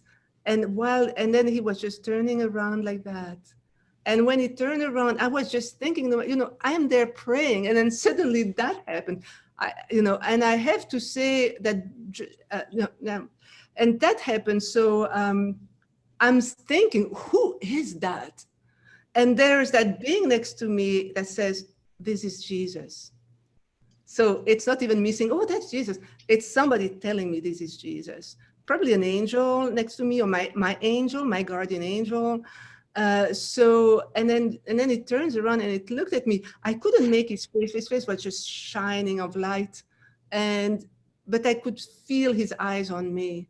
And I was just staying like that and just kneeling like one of, like when you're a Christian, you feel so guilty on everything. Everything is guilt. You're a horrible person. You're just a wrench, that you've been saved by grace, but you were such a nothing, which is not true. It is not true. We are amazing. We are really not nothing. Each of us are so important to the eyes of God. And I felt that way. I was in that mode. And I was like, I'm nothing, I'm horrible. We are divorcing, and the ministry will be breaking, and people will be hurt. And then I see Jesus look at me like, everything in him was pure, just purity. It's like a computer with, that has been formatted to be just pure love. But it's a computer. It knows everything. It can go to every direction, but it just doesn't have bugs in it. It's just pure and good. And so that Jesus was like that. I knew he was looking at me like what, I will describe how he was looking at me. Actually, he was in that space. All his being was pulsating light, was pulsating, like the proton and the neutron that move together in science, all his entire body, it was like in that space, and it was just pulsating. And as he was speaking to me, simultaneously, he was creating universe, creating anything that exists. It was still creating. And that's the honest truth. That's honestly my story. That it's the first time I tell it without any reservation, but that was true. He was creating everything. And I got downloaded that he is not only creating, he is creation, and it's like God, the God, or the great one, the light, the love. God has actually, Christ was actually that light that God created through it. That's what I was explained at that time. That's my story at that moment.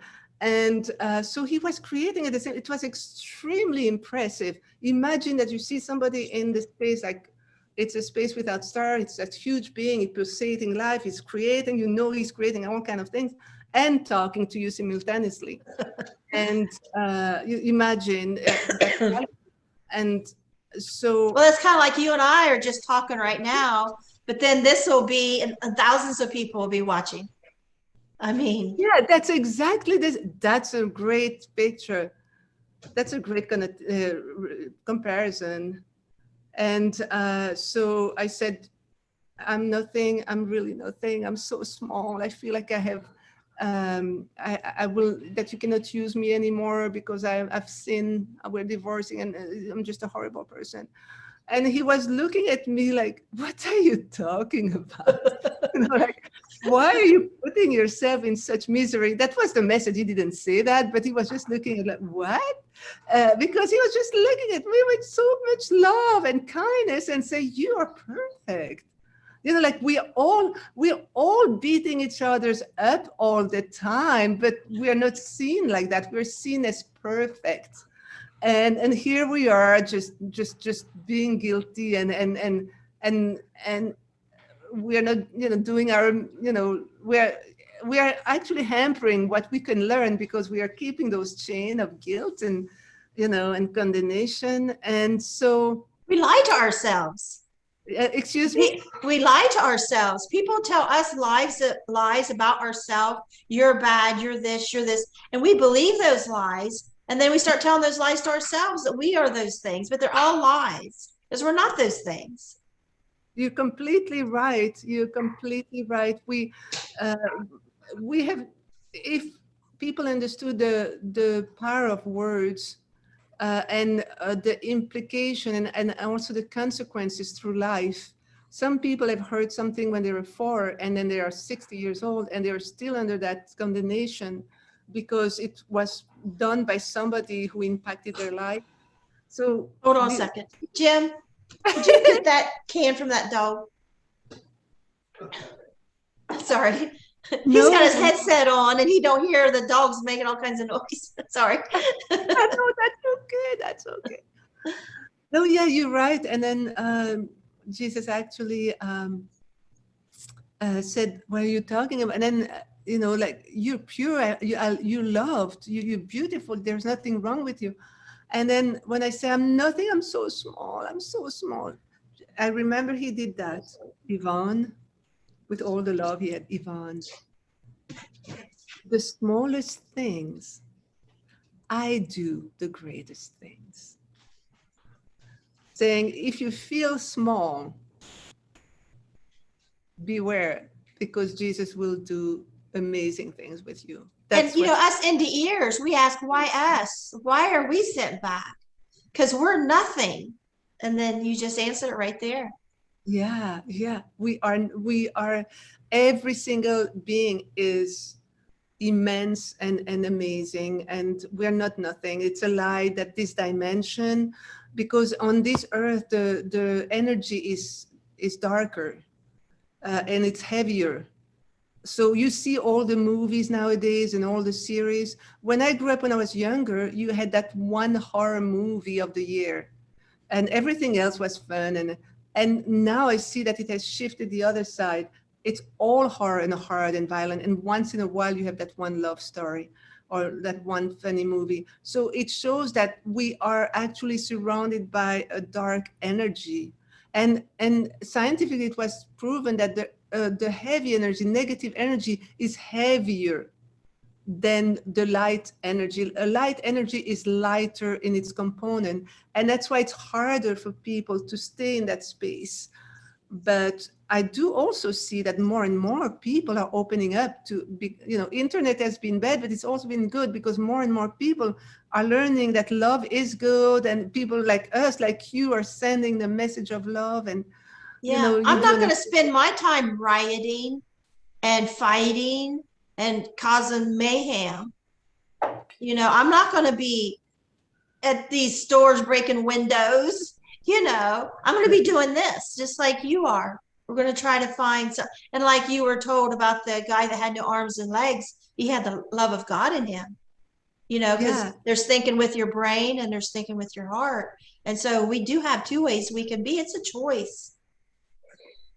it's a choice, and also it's also an opportunity. Some people have been raised in very poor condition, and if you have the privilege to have to have had some kind of love or interest in you, you are transformed as well. You can take a pair twins, and one is raised by a family. The dad is a physician, the mom is a therapist or something, and he ended up doing some becoming college and becoming that great surgeon, for example, because he was surrounded. And then you have his twin brother who was raised by the alcoholic dad and beating him and sexually abusing him. So, and at the age of 14, he leaves home, and how he tries to survive is by doing all those bad things.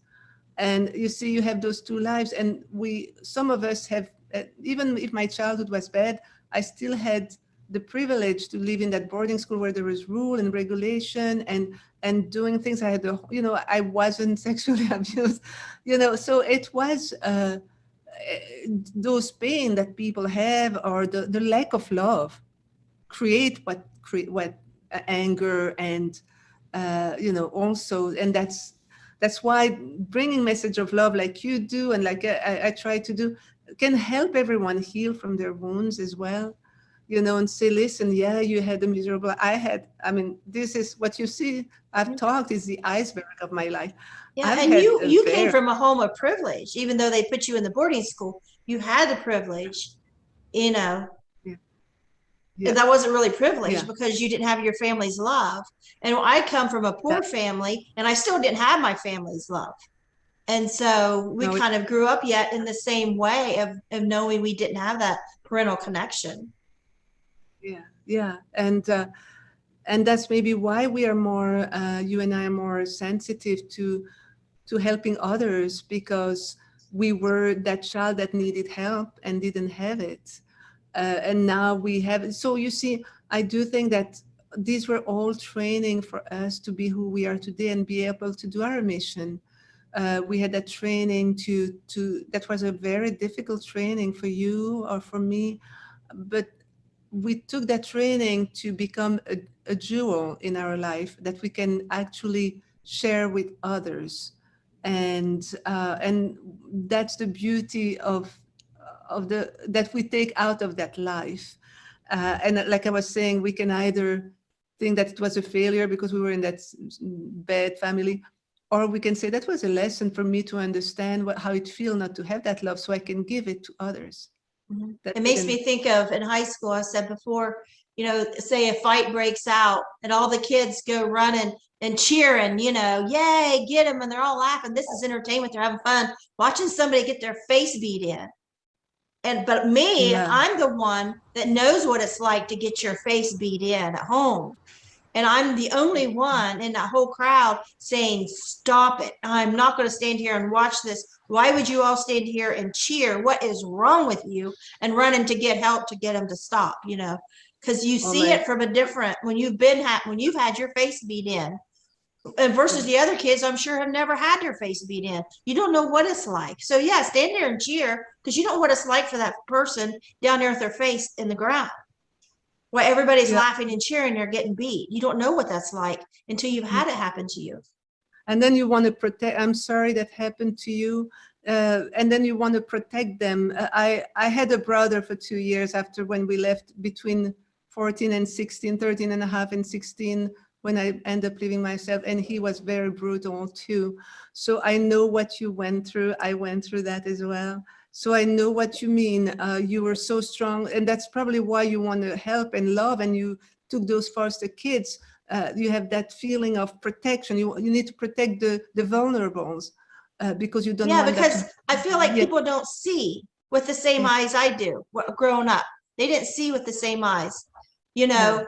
I was a little kid that was hungry, and I'd go play with my friends, and their parents would send me home when it's time to eat. And I would say, can I have something to eat? You know, anything? Can you just sneak something outside? You know, I was that kid.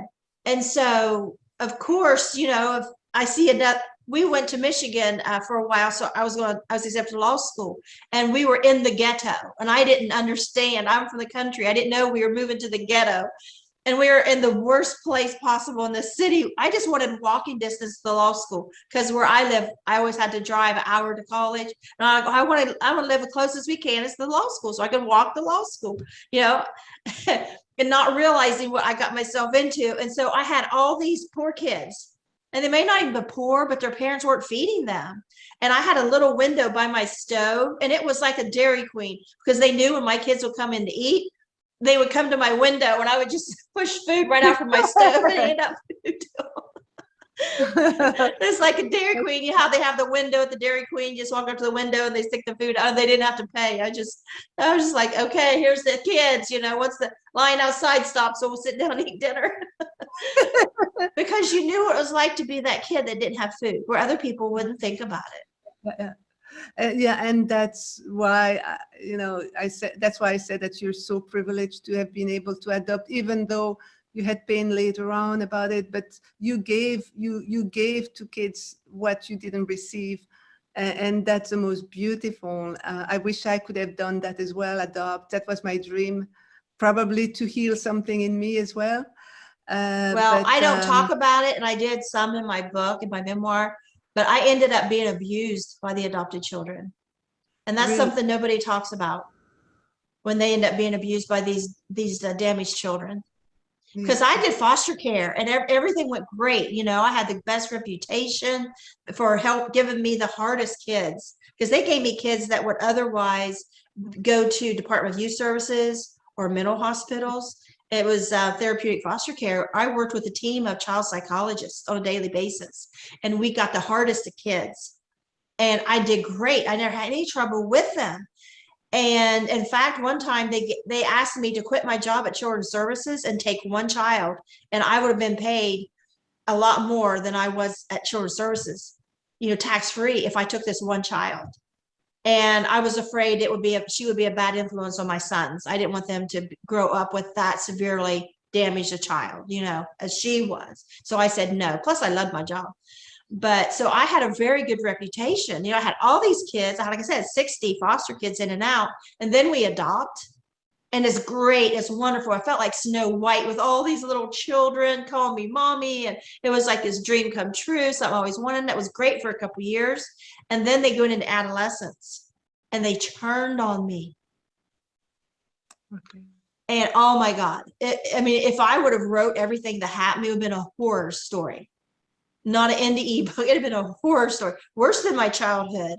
Worse than being raped. worse than anything I'd ever went through is what those adopted children put me through. And I couldn't talk about it because I don't want to shame them because they were children. You know, they were damaged children. It's not their fault. I don't want this to follow them. But it was an absolute terrifying nightmare that put me into 20 years of PTSD, worse than I had from my childhood, where I was afraid to go out of my house. I was afraid that someone's going to pull in my driveway. And it was, I don't talk about it. I don't talk about it. I don't go there. But I'm just saying, you know, people say, oh, you adopted. It was wonderful. I'm like, yeah, thank you. And I'm like, if you know what they put me through. Yeah. I'm sorry that I've heard that sometimes some of the adoption can go sour because the children have already been too damaged by their first family before they are adopted, and it can be a difficult journey. I've heard that that's possible as well, you know. It was just 3 of the 9. And so the other 7 were hurt as bad as I was by their abuse, seeing me get abused, mentally abused, terrorized. You know, we're going to go to school tomorrow and say, you starved us and you're going to lose all the kids. You're never going to see them again. They had that power over me. No way. Yeah, they had that power over me. And I have video of some of it. When I was getting ready to start law school, I grabbed the video and I just right there and held it on them. They were saying that, ha, ha, ha, tell mom and dad goodbye because we're going to go to school tomorrow and say you starved us. They just got up from the dinner table, full big meal. I was a great cook, you know, full big meal. Their bellies are full when they're jumping on the bed, knowing I can't do anything about it because they had that control over me. Ha, ha, ha. Tell mom and dad goodbye because we're going to go to school tomorrow. We're going to lie and they're going to believe us. And the truth was they were, because kids are recycled back into the system. That's what people don't know, but that's a whole nother story. But they're recycled back into the system. The system gets, when you adopt, it might as well still be foster care because the first sign of a problem, they're going to recycle them right back in the system, just like that. Yeah.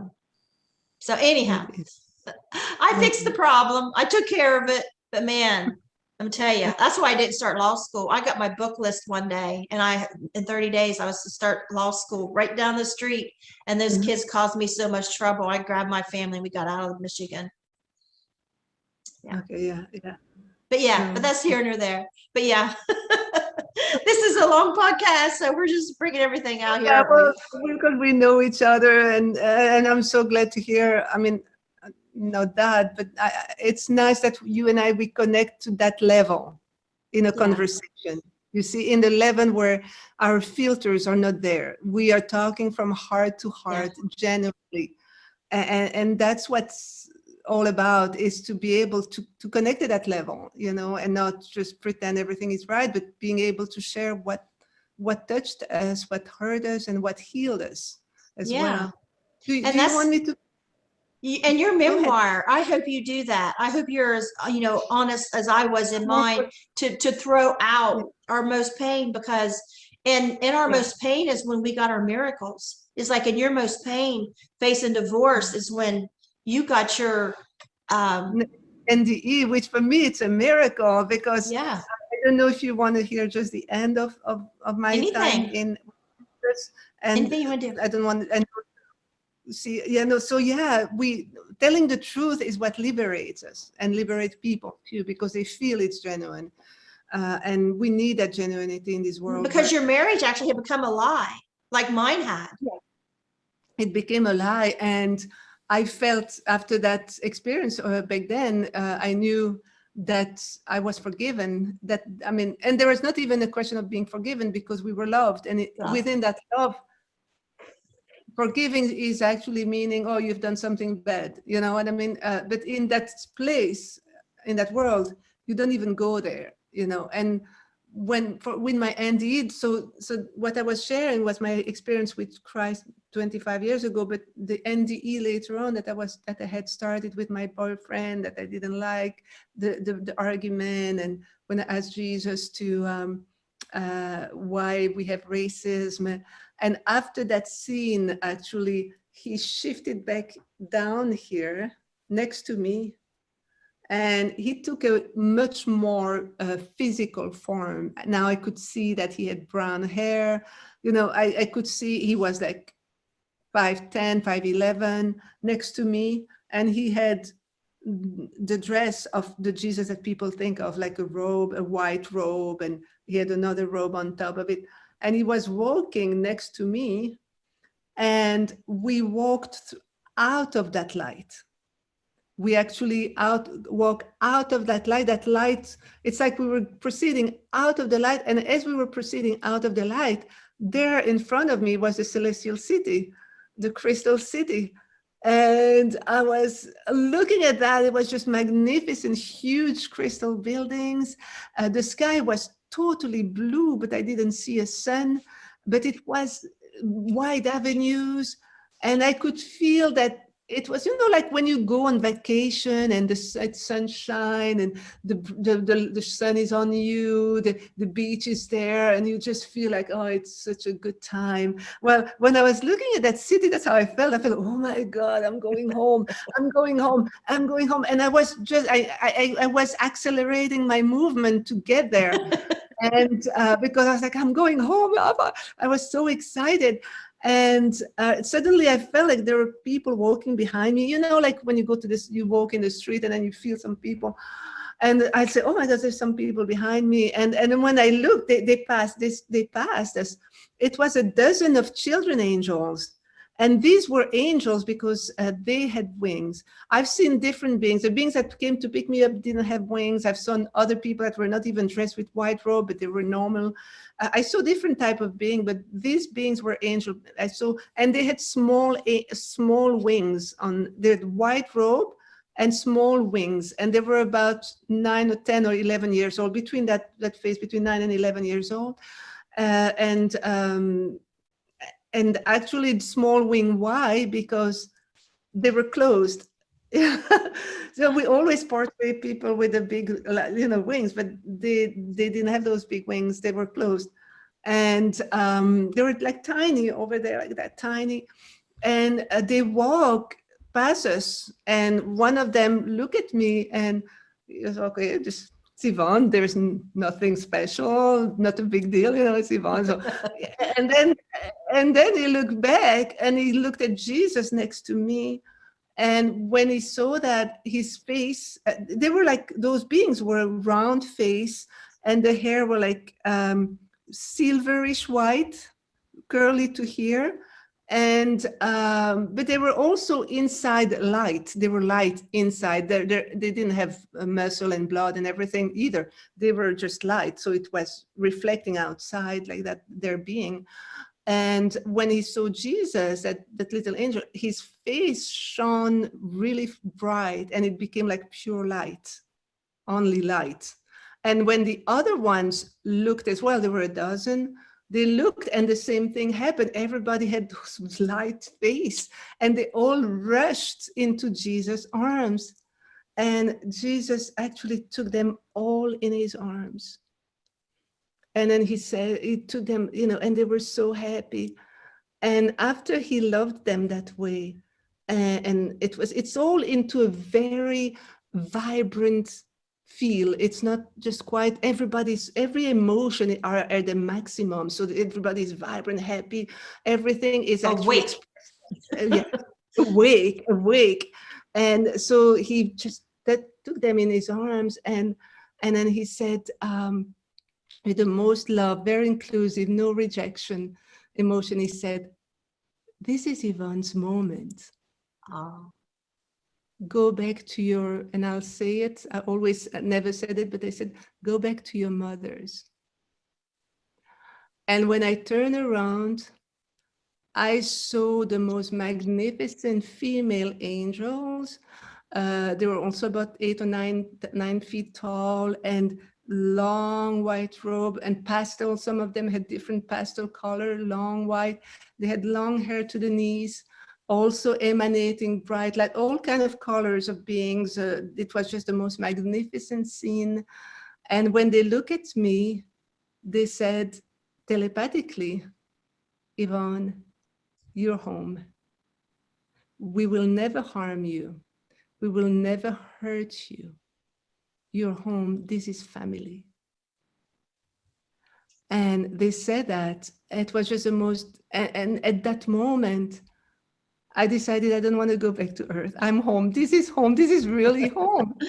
And I said to Jesus, Jesus, I just don't want to go back to earth because that planet is very violent. It's a very violent planet. I don't want to go. I had already mentioned that before. Actually, when I said to Jesus that this world was a planet, I had already mentioned that before, but I repeated it here. I said, I don't want to go back on Earth. This is a violent planet. People are very mean in general and very selfish. They don't care about anybody else but themselves in general.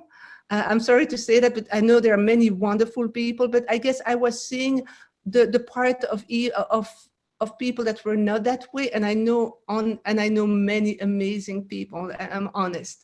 I know not many beautiful people, but in general, the globe, the planet, there was a lot of evil, a lot of wickedness. I said the same thing when I was there. Said that as well? Okay. Because, you know, people think that when we are in God's light or in that heaven, we always cannot say anything. But this is not mean. We are not criticizing. I judged Earth to be a very dangerous place. That's why I couldn't leave my kids down there without me. See, yes. And I think over there, we can be honest and genuine. We can say things. We don't have to pretend that we don't see things.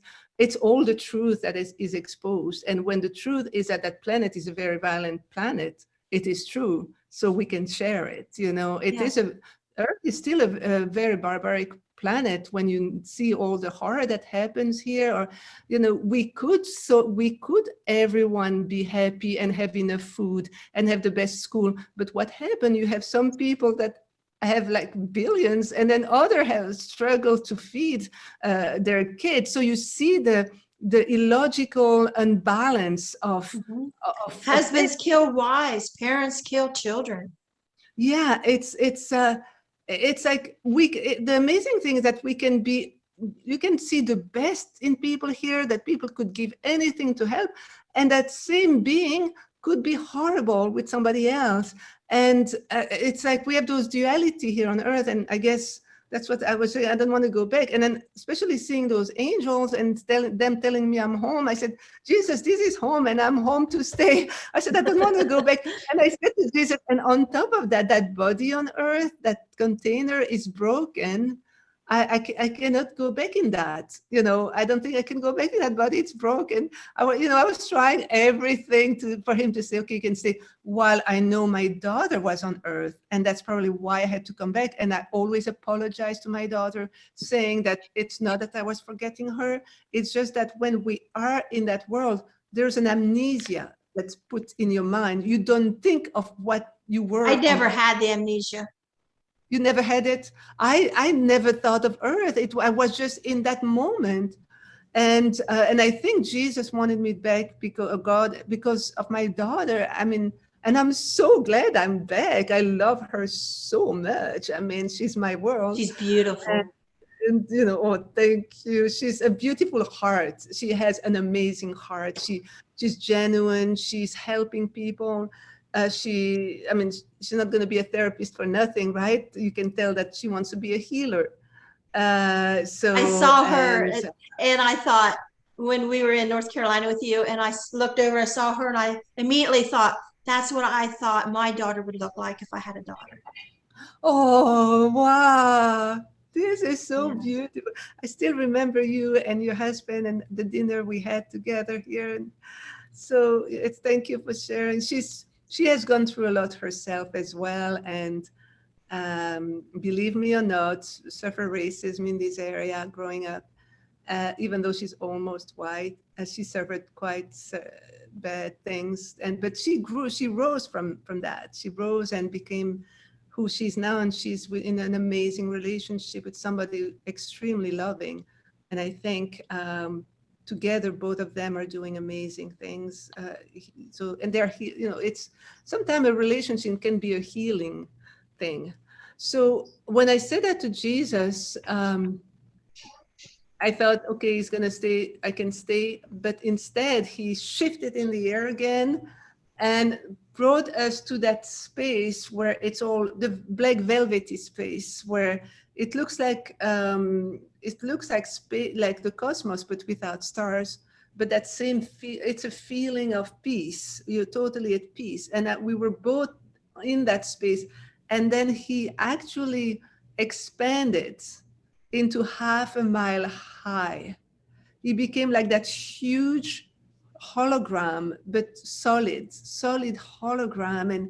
And he looked at me. So imagine he's there, that huge hologram, and he looks at me, and suddenly it's no longer just a Jesus loving. It's like that powerful being that's actually.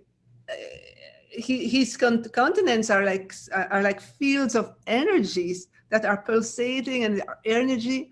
And he looks at me and he says, Yvonne, lift your hand. And that's the only time I saw my physical, my spiritual body, because it was glowing of light. Now that I'm telling you, because he said that, and he said, lift your hand. And then that's when he put his finger like that on mine. And people say, well, how can you put his finger? Because he was so far away. Because in that world, it's all energy. You can reach through energy. You don't have to have that physical. He could reach me, even though he was over there. Just that sense, I could see it because there's field of energy. And he put his finger like that, and he said, Yvonne, I will give you my strength. He said, I'll give you my strength. I'll give you my energy of life. And when he said that, I'll give you my energy of life, there's that avalanche, that power of water, that, how do you say that waterfall of sparkling, golden, sparkling energy of light. It was like dry wet. I don't know how to explain it. It's like sparkling that came all the way into my beings. I could feel that it was simultaneously filling me here and filling my body on earth, of that energy of life. And it was filling every bone, every muscle, every cell of blood, of that sparkling, fuzzy energy. You know, it's like those proton and neutron again. And it was filling my entire body, to the bone, to the nerves, to this blood cell, to my DNA. It was filling every single, I can still sense it. Every single spot of my being was filled with that feeling, until my ankle. And for some reason that I don't know, if you ask me, I do not know why it stopped at the ankle. And then from there on, he said, Yvonne, I love my people. I love humanity. No, after that feeling, he came back down. He came back down, and he wrapped me with his arms from back like that. He wrapped me, and he turned around, and he said, Yvonne, I love my people. I love every single one of them. I love my babies. He said, and I knew he loved unconditionally. And I said to my mind, well, you're Jesus. You came to earth to show us God's love and how to love unconditionally. You were sent, you show God's love and how to be that love with each other. So I was thinking it's normal that you love everyone. I was just thinking that. And then he said, I will show you how I love everyone. And when he said that, he took my heart, the essence of who Yvonne is. Really not the Yvonne, the human, but Yvonne, the being, the soul, the spirit, Yvonne, the essence of Yvonne. And he put it in his essence. That's why I say my heart into his heart, so that people can understand. And he put it in his heart, in his essence, his essence. and he blended together like when you do a blender and you don't know who is who. That's how it was. It blended together, and I was Christ, and I'm not saying that in a way that I'm Christ. No, in another way, in a way that for a moment he merged with me. We merged together, and he let me be him for half a second, so I could sense, I could experience all the unconditional love that he had for humanity, for the world, for the planets, for the dimension, for the beings, the animals, everything that's alive was like a celebration and a burst of millions and billions of kindness and joy and love and compassion and tenderness and affection. It was just pure love. And it was just, it's so hard to explain that moment because I've tried so many times and I'm always not being able to, because it's something that's from a total different reality and a total different existence that it's hard to explain with our poor human words, how immensely and all immense, all, I don't know how to explain the love and the compassion for each and every single one, every single breath of life, whether it's an animal or a human, everything that exists, the flower, the petal, everything was loved intensely. And in that amazing love, there was no evil, no darkness, no wickedness, but only embraced in this unconditional love. And then after that amazing moment that I'll never ever forget, he detached from himself, we demerged. And I knew at that time that my moment with Jesus was over, and my moment in heaven was over, and it was time for me to go back to earth and to my body, and that was it. And we just, I did. It's hard because I can still see the scene that, okay, it's up, your time. You know, it's like when you go to a therapist and then, okay, time is up. You were there in the middle of explaining your childhood, and then suddenly, okay, time to go back, it's over. That's how I felt. I felt, what? It's over. And then I felt myself moving from every dimension, from different dimension, different reality, and coming back to this body and inside it. And of course, that made me ecstatic, because oftentimes people that had an NDE feel like after they are really depressed. But for me, knowing my background was working with God, being with Christ, and then suddenly I have that experience. I mean, this is mind blowing. I felt so privileged and so amazingly honored. And for me, it was a good news that I basked for a long time. The side effect of depression and of sadness and came way later, when I had started to come back, to reintegrate little by little this world. Because when I came back, it was hard for me to go to church as well. I'll be honest. Because when I was going, the pastor would talk about, when Jesus will come, he's gonna just take the rod and put the evil there and the good one there, and then you'll all go and burn in hell. And I was thinking, no, Jesus would never do that. I know, I've seen, I've been there. So it was hard for me to listen to message. And I want to say, we need, a kind message to anyone who is in the Christian church. Please forget about the condemnation, the evil, and this one. Focus on the good, focus on God, focus on love, focus on unconditional love of Christ, and try to adapt that into your own life.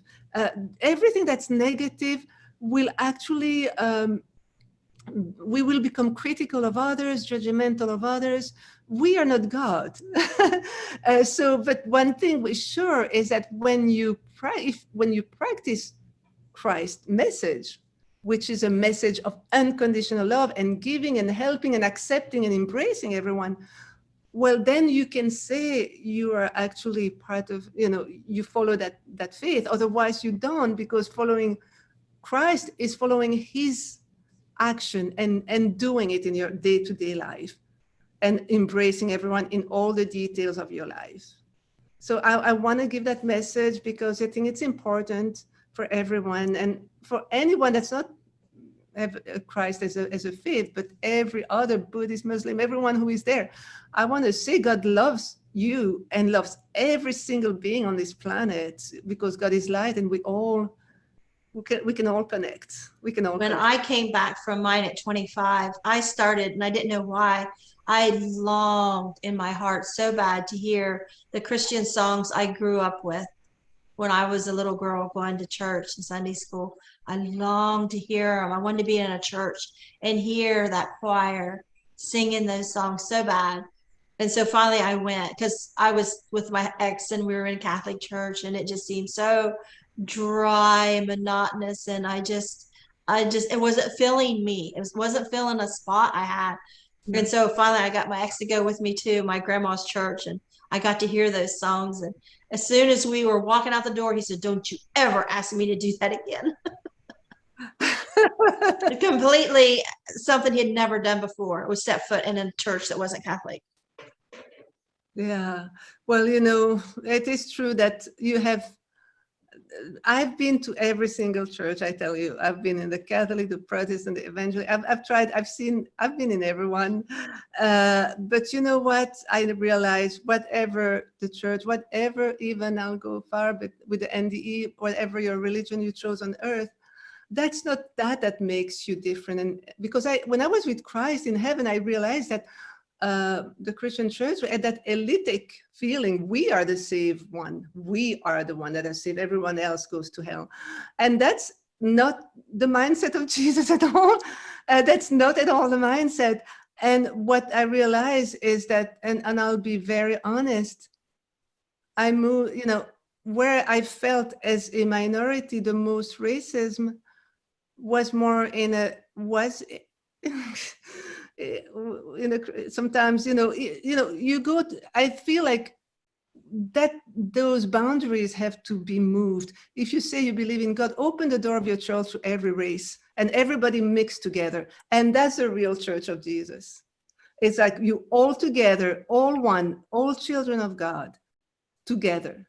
See, I think racism is just like a thing of the past. I mean, I know it's still there, but it just seems like we've evolved so far away from that. Yeah, I feel like the thing now is weight, because I was always skinny and I just keep putting on weight now that I'm older. And I feel it's not called racism. I don't know what it's called, but everybody's into this health consciousness, and you got to be fit and you got to be all this and look young.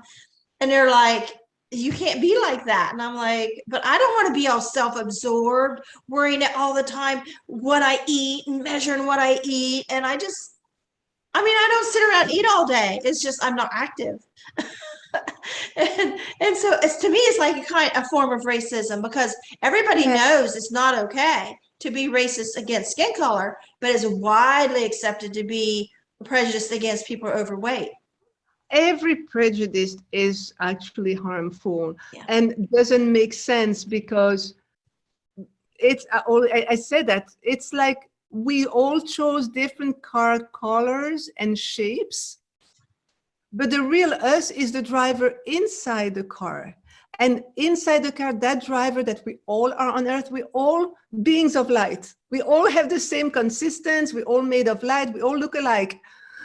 So it's totally ridiculous to say, oh, I don't like that person because she has that shape of car and that color of car, or this one has a yellow car, this one has a red car, a blue car. It doesn't make sense. We're all the same inside. We're all beings of light. And I have friends my age that are just worried to death about wrinkles and looking older. It's like, this is just a can. When we die, we're getting out of this can. We're not going to care about that. No, because it's again a distraction.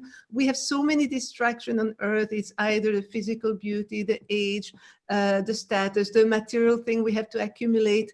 All those things keeps us distracted from the main mission while we're on earth, which is to learn how to love the other in all the differences that we are, and how to lift the other up, and how to help one another, whether it's at home, at work, to just celebrate the other. And and not have any envious and jealousy. Envious and jealousy feeling is because of deep pain and hurts that we have in our heart because we were probably hurt and damaged. Because in heaven, everybody's celebrating the success of everyone. Actually, each group of people over there are focusing. It's like you have a group of people focusing to make that one spirit successful, and they all work together. Totally the opposite on this earth. On this earth, people usually use everybody else for them to rise. And it's the reverse system in heaven. Everybody is helping one soul to succeed. And I say that all the time, imagine if we could all do that on this earth, or say, okay, I see that Peggy has that project. How can we help her have that channel get more view? We all will pitch, oh, you know, I am a technician. Oh, I can do that. I'll help you with that. I'll help you with that. And then you see somebody else that has another project and we all pitch it. We would be such a successful planet. Yeah. Everyone would be okay and help it and feeling great. And we would be so much more advanced spiritually. We would probably more advanced technologically and everything because we would all work together. And not just have one person be that big celebrity with all the things around. And it doesn't make sense because we're all human anyway. You know, I mean, if we think we're all human, because that's another conversation if people come from different planets on Earth. We can just talk all day. Okay. But anyway, thank you so much. We got the picture, right? Yes. Thank you so much. Thank you. It's been so nice seeing you again. It's so nice, Peggy. It's been a long time. Yeah. You know, we have, I don't know how many years, but we stayed connected anyway. Yeah. I think it was 2018. We went to North Carolina. Yeah. Yeah. So already 3 years. Oh, wow. Yeah. Almost 4 soon. Okay. Well, I'll catch up with you later. Okay. Yeah. Thank you for inviting me. And I hope anyone who listened will have their hearts moved, and it helps anyone who listens this. And take good care of yourself and your loved one. Okay. Have nice holidays. Bye. You too. Bye. Bye.